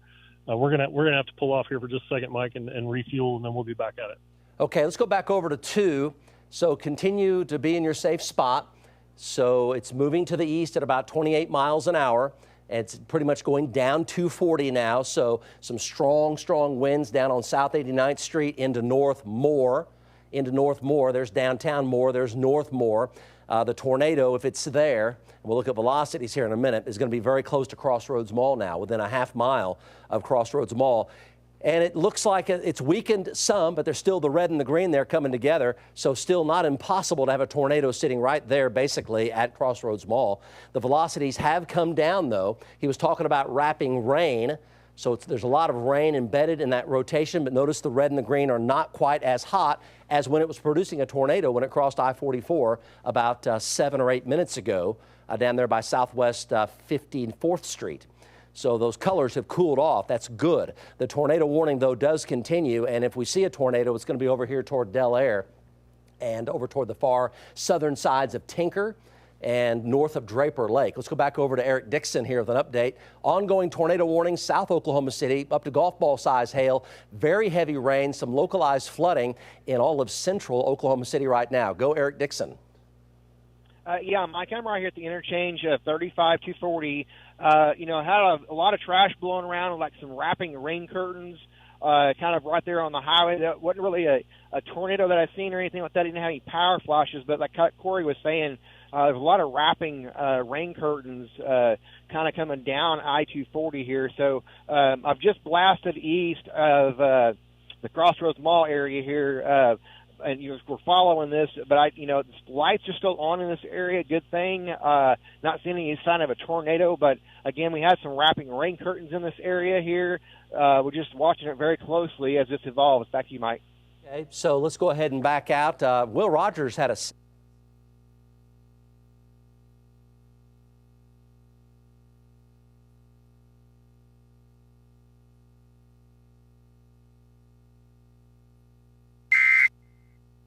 'There is one new severe thunderstorm warning for Kansas.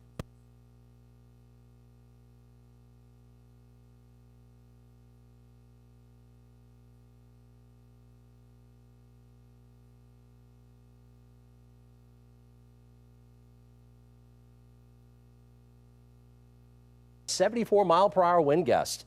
Can't be too surprised about that. They're diverting flights, by the way, and everybody at Will Rogers was in a safety location when the tornado moved through their immediate location. Will Rogers had a 74-mile-an-hour wind gust. So if you're just now joining us, your phones have been going off, sirens are going off. South Oklahoma City is an ongoing tornado warning. We have a supercell basically sitting right over downtown Oklahoma City. That's where the biggest hail is. On the south side of that, we've got that hook and that mesocyclone that's traveling down 240 right now with an ongoing tornado warning. Either side of 240 over here toward Del Aire and over toward the Tinker Diagonal. So there's going to be some big hail picking up here in Midwest City. There's quarters, nickels, and dimes, and some golf balls around downtown Oklahoma City. They're not as big as they were earlier, the hailstones, but there's a lot of it. A lot of medium to medium big size hail. So there's a damaging wind event and a damaging hail event going on. And we have had several confirmed tornadoes in the Oklahoma City metro. If you're joining us before 10 o'clock, we had a pretty strong tornado about 4 miles west of Yukon with a big debris cloud. It didn't move very much, which was good, but there were power flashes and it had a big debris cloud. It was lofting debris. We showed that to you from Corey Inman's live stream. John Slater's down here as well. Let's get an update from John. He's been traveling and tracking this all the way out of Canadian County, now right into Oklahoma City. Go, John. Hey, Mike, we're here eastbound right now on I-44, I-240, sorry about that, I-240 eastbound, south side of Oklahoma City, moving off to the east here. We're trying to stay ahead of it. We got a lot of rain, we got some wind, and we've been kind of looking for some areas of just some scattered damage. Haven't seen anything really significant so far, so we're watching it closely. Back to you. John, thank you so much. That's 240 right there in South Oklahoma City to the east of Crossroads Malls, where that is right there. Let's go back over to Eric Dixon, get a ground truth from him. He's also very close to 240. Go, Eric.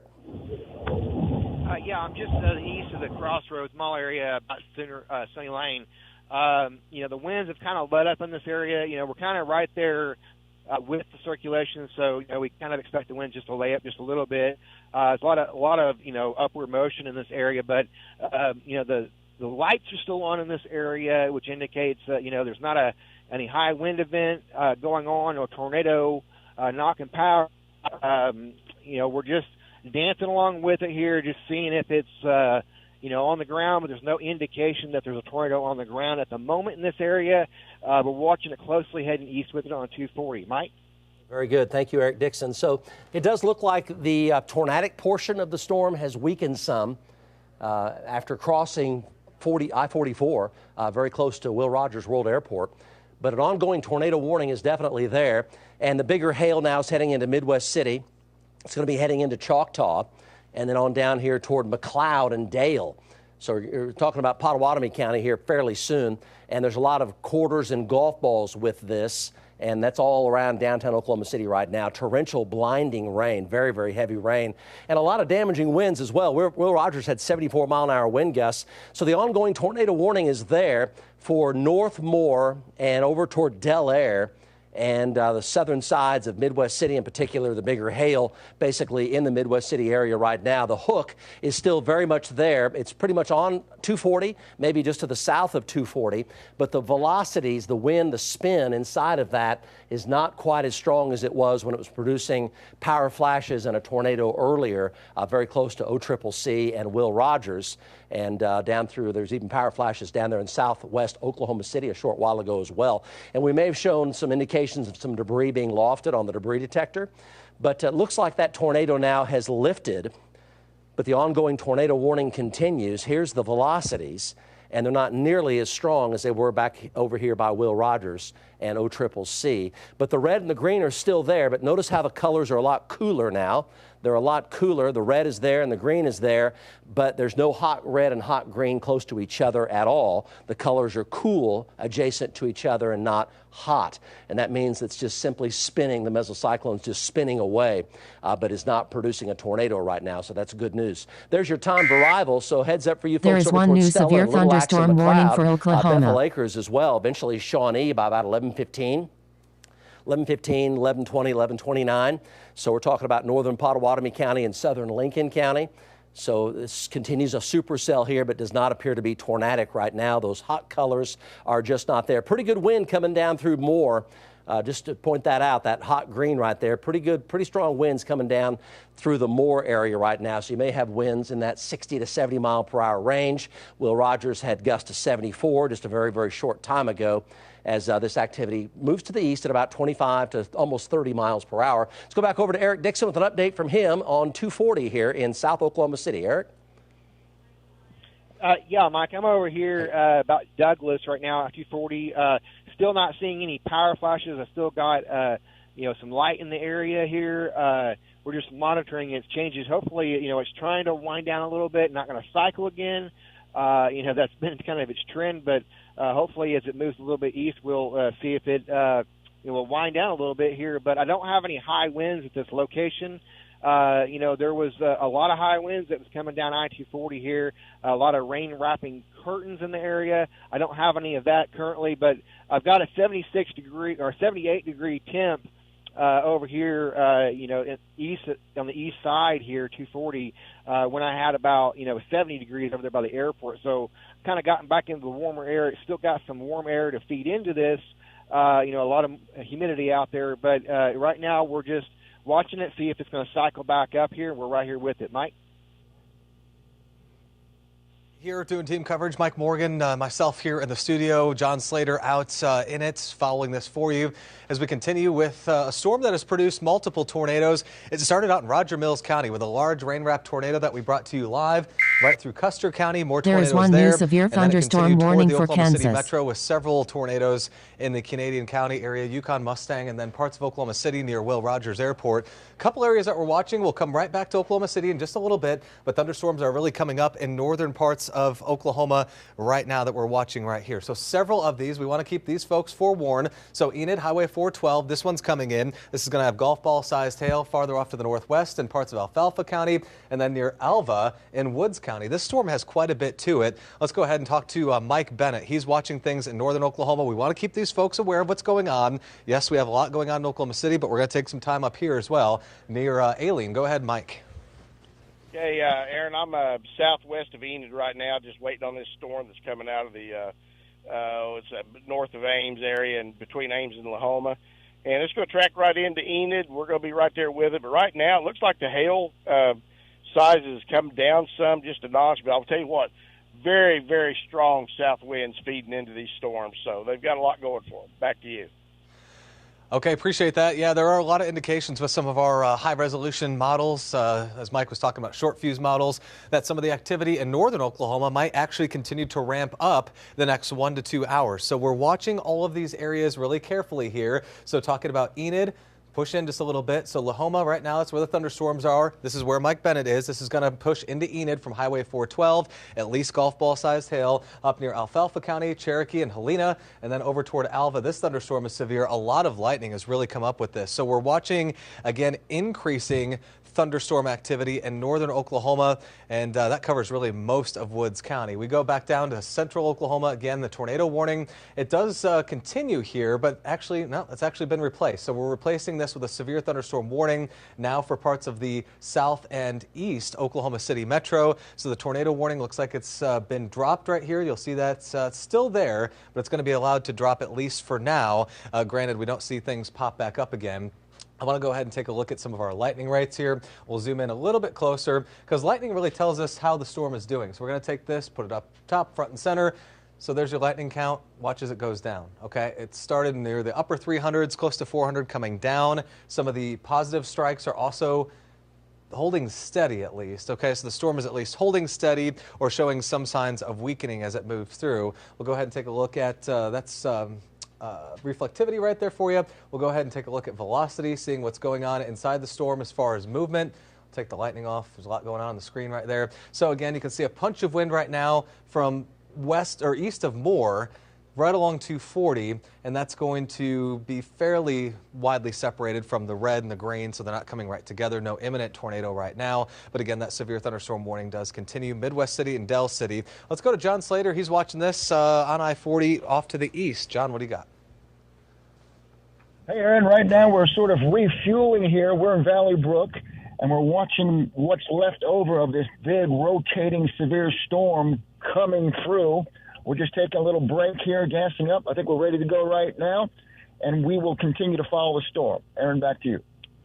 All right, appreciate that. Taking a look at the Midwest City camera right here from Rose State. You can see lots and lots of lightning happening. I'm kind of panning it around right now. That's I-40 at the center of your screen. I'm panning it farther off to the south and eventually toward the south and east. And the lightning rates here, of course, are quite high as this thunderstorm continues moving through this part of the city. So heads up Midwest City and Del City and Tinker Air Force Base for at least some large, sizable hail on the north side of this. Let's come back here to Lynx and track this for you. So we're talking about locations off to the south and east Oklahoma City metro. Go ahead and put the radar back on here. So that was velocity showing you where things are moving around in the storm. And this is just plain radar right here for you. So again, lots of heavy rain from I-35 Midwest City over toward Hera and Choctaw. We'll zoom in a little bit closer here. So there you go. There's Lake Aluma over toward Choctaw. The heaviest rain and hail is moving in. It's right over Midwest City and Del City right there. And still kind of a little curve on the south side. But again, the rotation is not really tight. So there is some spin with this, but it's not imminently dangerous. And that is certainly good. So that severe thunderstorm warning continues with a flash flood warning now. So you'll see that pop up here in just a little bit. Flash flood warning. That goes until 1:30 in the morning for the torrential rainfall that we're, of course, seeing across the area. So we'll go ahead and take a look. I want to show you some of the hail because this is very important to folks with the severe thunderstorm warning. Of course, there's going to be some large hail as there have been for the day today. So you can see the trail of hail right here. Okay, so it's coming in Midwest City right now. It went right through Oklahoma City. The village was on the northern side, right through Bethany. Of course, we had those tornadoes near Wheatland over toward Mustang and parts of Canadian County south of El Reno. And now the hail kind of taking over as the predominant threat. Let's go over to Corey Inman. You got your night vision right there and lots of lightning.